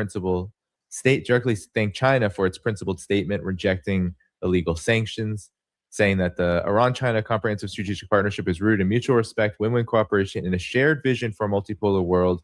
This relationship needs no one's permission. And Larry, what's striking about this to me is that Ghalibaf is almost writing how China would write about it. So there is a deep synergy, I would say, between Iran and China, not just in very much so, but even how they view what these relations will look like and what they will bring. Yeah, no, very much so. This is, like I said, it's not like I was talking with Robert Barnes earlier, and he had a good expression for it.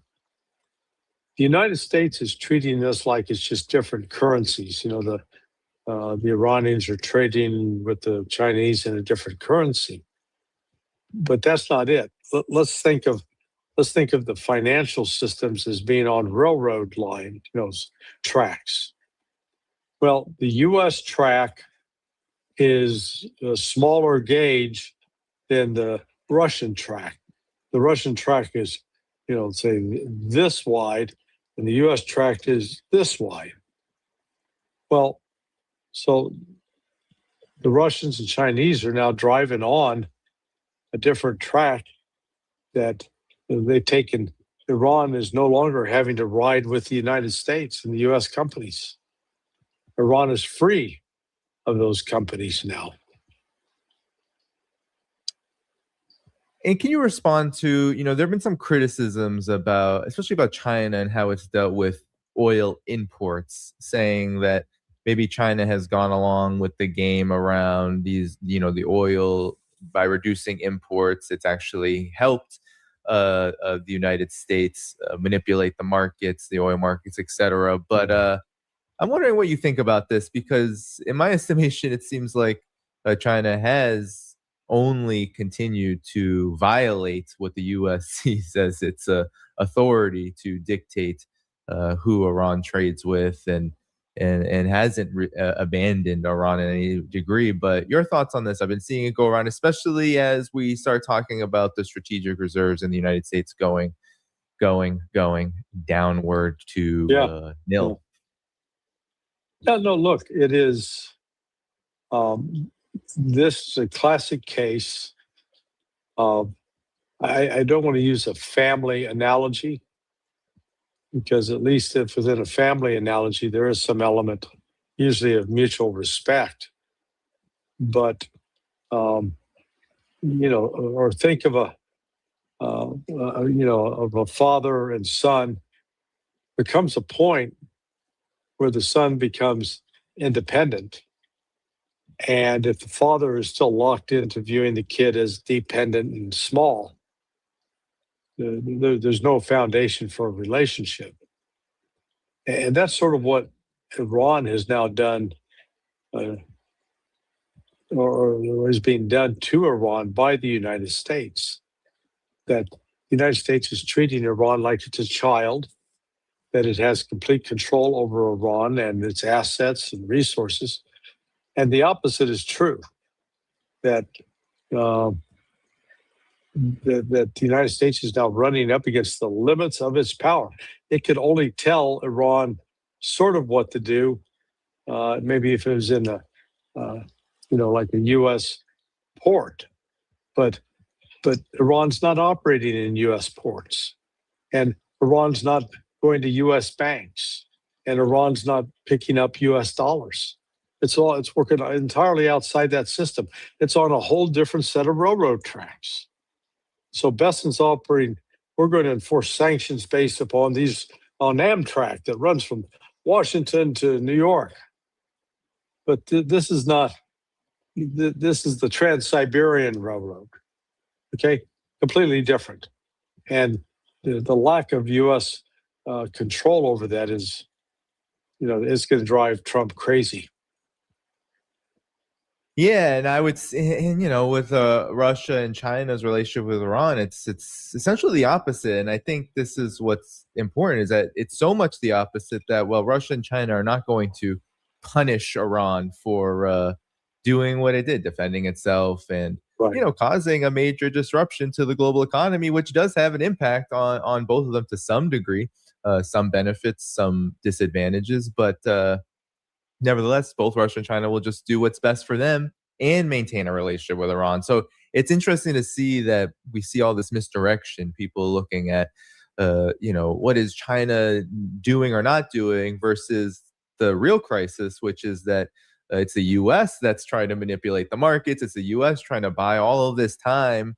And I'm just wondering, Larry, is Iran, it seems like the move right now for the U.S. In the Trump administration is to try to extend this no war, no peace scenario up until the midterms, and then, get back to determining what they want to do after the midterms. Yeah. Will Iran let that happen if that's the case, or do you believe that that's the case? No, I don't believe it's the case, and I believe that what the U.S. faces some real prospects of blowback if it tried to pursue that course of action. Now, where the United States is going to really have some problems is with the price of diesel and gas. That is going up, and there's nothing that the United States can do to stop it. And it's already, if you go out on the West Coast, let's see, the number I saw was over $6 a gallon. for diesel.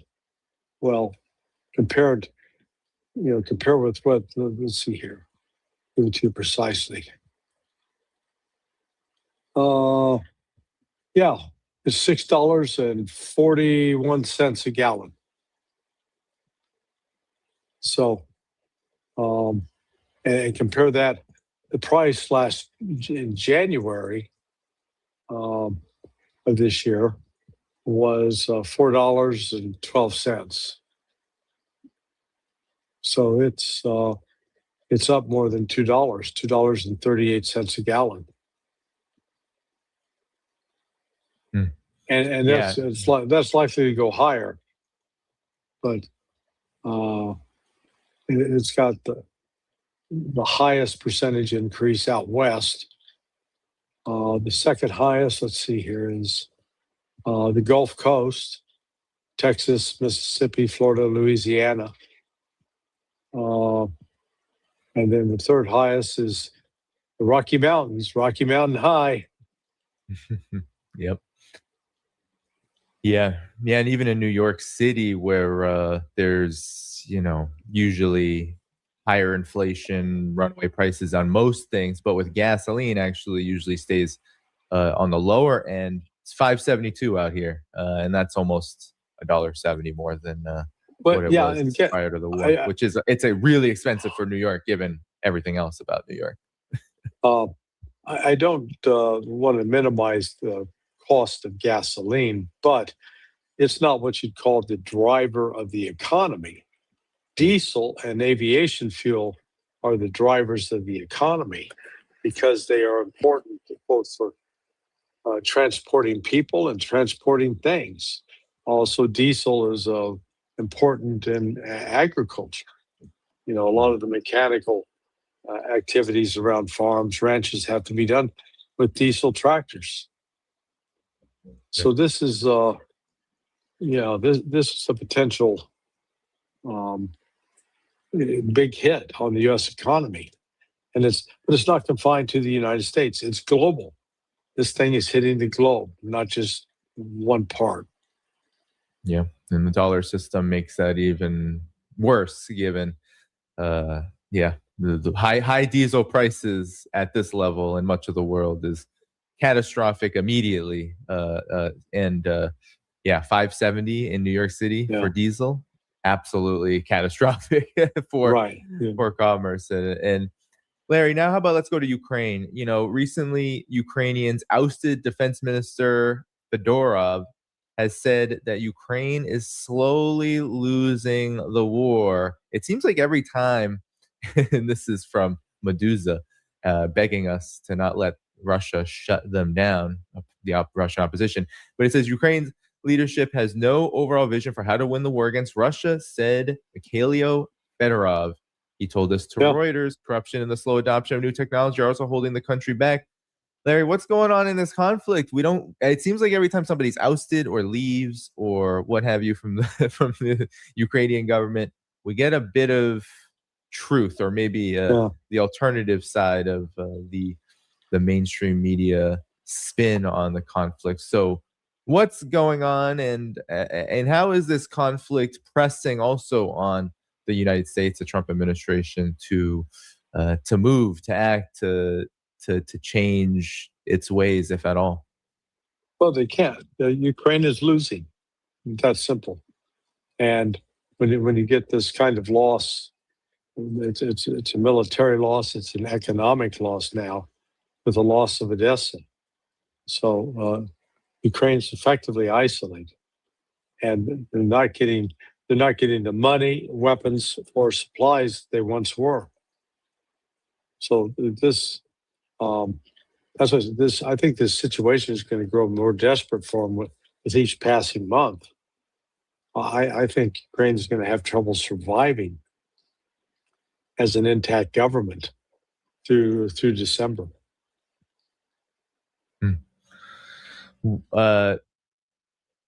Here's a question from the audience, actually. Is there any way at this point that Russia would seriously entertain any ceasefire talks until Russia has the entirety of Ukraine's Black Sea coast? Thank you for the super chat. That's a good question, Larry. What's your thoughts? Yeah.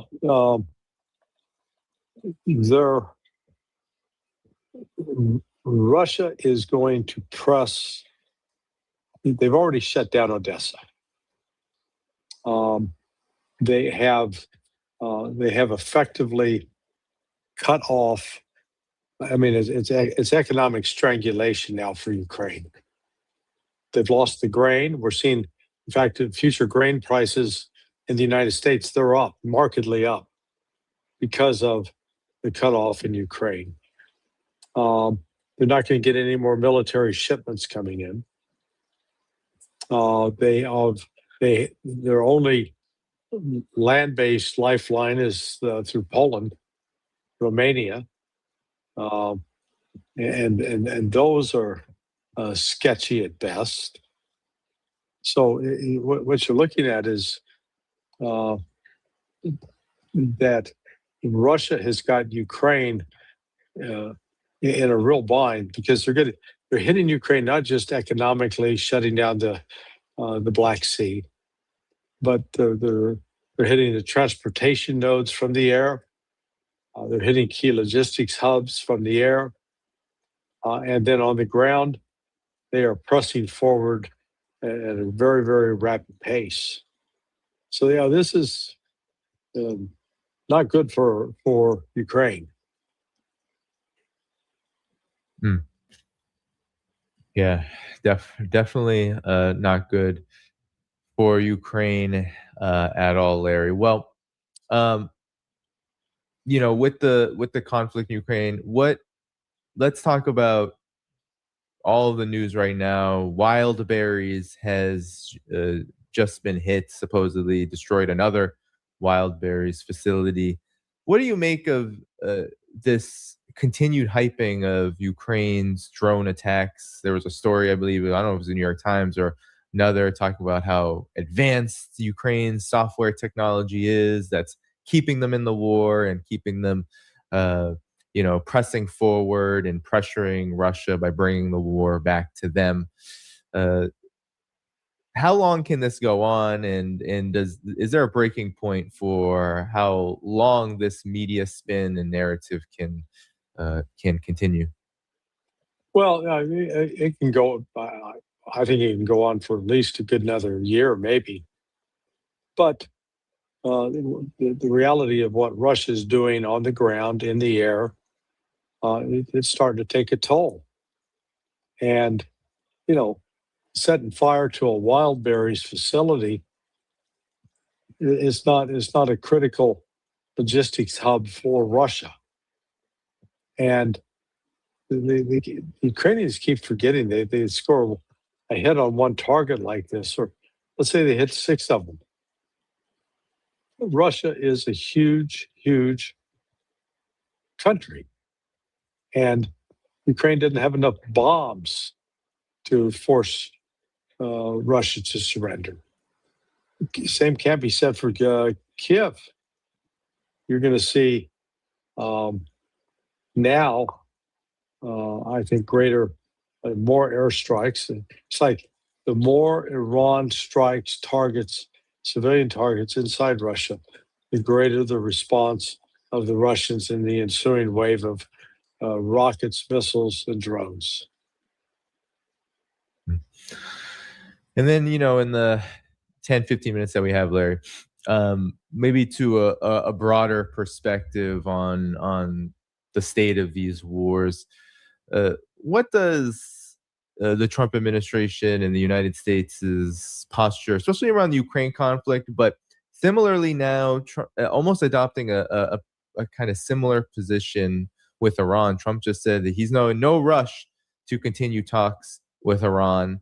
This is seemingly the posture toward Russia as well, given that after Anchorage and the debacle there, the United States was very quick to stop talking to Russia because they weren't getting anything they wanted. What do you make of the the current posture of the United States in these wars and what it says about them? The United States needs to talk to Russia,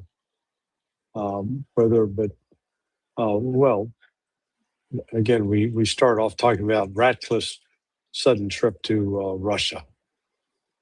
The good news is there are still some channels of communication open. 3 years ago, I was told by the Deputy Foreign Minister, Sergei Rybkov, that he said, we don't have anybody to talk to. So now I would argue there is somebody for the Russians to talk to. That's the good news. But there's limits to what can be done diplomatically from Russia's side, because Russia's made it very clear. These are our demands. This is what we need to see, and to the extent that the United States refuses to accommodate those, Russia and the United States will stay outside the negotiating orbit.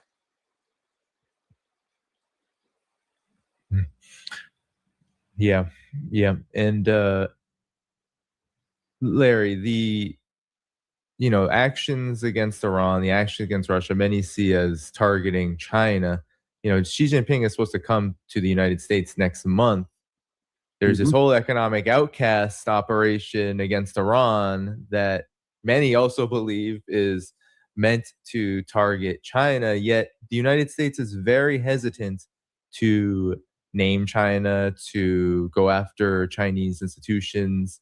What does that tell you about the overall situation regarding the trajectory of why the U.S. is continuing these wars in the first place? Who holds the power, baby?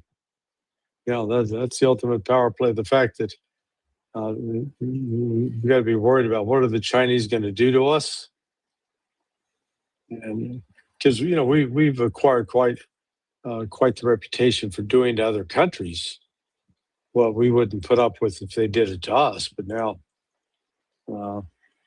China is asserting itself as really a global power, not just a regional power. So I'm just fascinated by this disconnect in the United States when it comes to China. We've got such a built-in bias, and some of it's racist, and we don't appreciate what the Chinese have accomplished in the last 30 years. Yeah. I don't, in the history of the world, you've never had a society transformed as Chinese society has transformed in the space of,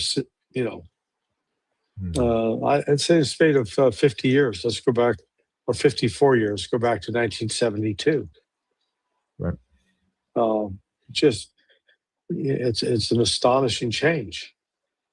And they're sort of feeling their oats as a new political power, but they're not going to give that up. They're not going to surrender and acquiesce to the United States. I still think there's some strong parts of Chinese culture where they can be assertive, or they can appear to be placid, but they're still actually being assertive, or they can do genuinely giving up. And I think what you and I are seeing here is they're going to be more on the assertive side. Polite, but assertive. Right. Yeah, well, that's it. I think that's 100% true. Even when I go to China, people will tell me, there is a culture of being very, very friendly to foreigners, very much like even like deferential maybe to foreigners, and a lot of that is politeness. But at the governance level, I think what we're really seeing is China will act very professionally always and diplomatically always, but never let go or relinquish its overall interests. Right. And also, I think more and more so within its capabilities, its interests in not just its own what's happening inside of China, but also the kind of environment that China needs and China wants to see in the world so that its growth and the growth of others is not impeded. And I think we see that more and more now, especially with Iran. Despite people's criticisms, China has been an incredible lifeline to Iran throughout this whole period. And not just lifeline, orchestrator. I would argue they've been orchestrating this whole thing with Pakistan, playing a quiet behind-the-scenes role, but a role that actually goes beyond the relationship with Iran, that they've been instrumental in encouraging the Saudis, the Turks, and the Pakistanis to form that new alliance. Yeah. And this is actually a question I forgot to ask you from earlier. But it's also a very broad one. Now that you are not in the I guess the dark walls of the CIA, but have experience, what do you make of its overall state? Because the CIA has been viewed for decades and decades and decades as incredibly powerful, of course, incredibly malicious, with a lot of a huge record of being an engine for destructive U.S. foreign policy endeavors everywhere, including in the United States.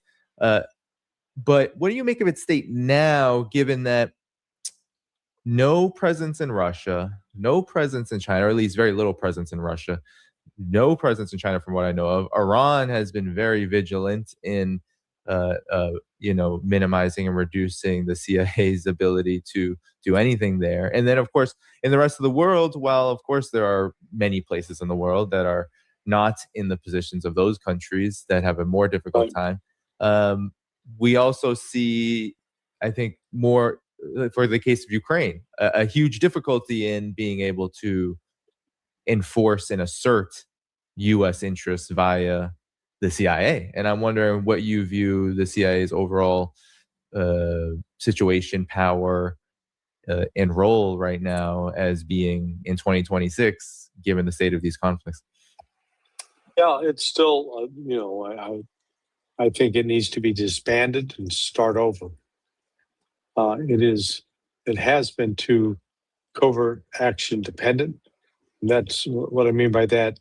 Activities designed to overthrow or weaken other governments. That has been almost the exclusive activity of the United States over the last 60, 70 years since Vietnam. And I've seen that,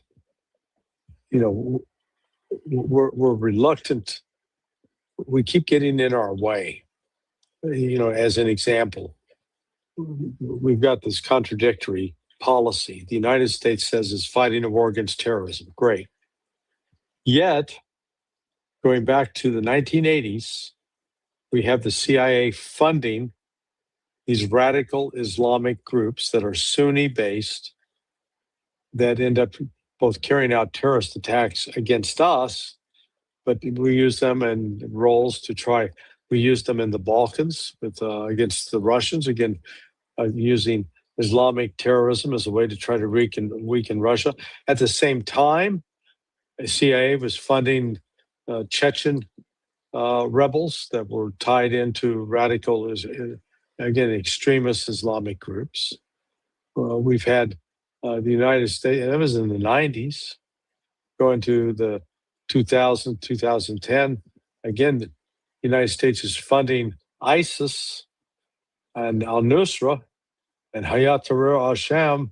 That goes into the second decade of the 21st century, the 2010 to 2019. Again, we're funding radical Islamists, and yet we claim we're fighting a war against radical Islam. So it's you got that contradiction throughout the CIA, and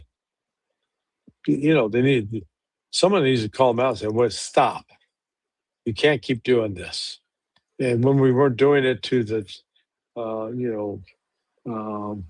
to weaken Iran, this was targeted primarily at Iran and at Russia. when you go back over the last 60 years. Iran and Russia were the primary targets of it.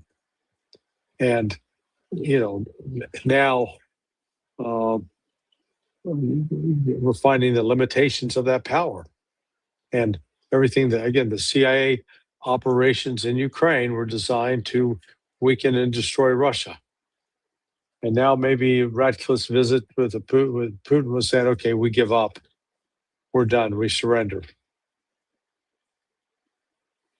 Yeah, I definitely don't want to minimize the CIA's influence over U.S. foreign policy or the deep state's influence, for lack of a better term, over what Washington and someone like Donald Trump ends up actually doing.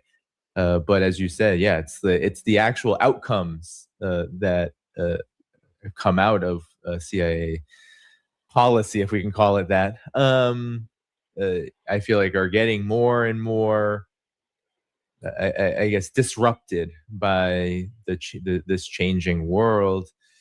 And I think, and even just the relationship with Israel too, as being, you would think that the CIA would see a lot of Israeli influence as being, almost, I don't know if that's your experience in the CIA too, is there a conflict there ever, or is it just completely aligned with this kind of thing? Yeah, the United States basically says it doesn't spy on Israel. And I know that we've had, one of my CT classmates, Susan Miller. She was a chief of station in Israel, and Susan's a nice lady. I mean, I knew her as a nice girl. She was in her early 20s when I worked with her, and she's now old enough she retired after 40 years. But we don't control Israel by any chance, by any stretch. So they do their thing, and we sort of watch and looking in from the outside. We could do more, but it's been a policy decision to not do more. Yeah. So, and just for the, when it comes to the CIA, I could see there being a lot of alignment with Israel, if not fully on the overall designs in the Middle East, but also I could see a power struggle that I just don't see really right now. You would think that the CIA, being the CIA of the U.S. hegemon, would want to be looking like it's in control rather than the Israeli entity looking like it is completely and fully in control of what happens in that region. Yep. Well, Larry, I know we've got some, but your final thoughts and let's close this. No, we'll stay tuned to see if there may be some developments in that we've heard. I can't confirm it. Pakistani sources are saying they think that there'll be an announcement of a deal within 48 hours. That U.S. lifting the blockade and Iran agreeing to, quote, open the Strait of Hormuz. I remain skeptical of that. We'll see. Right. But I need to jump because I got another hit. Coffee. Follow me.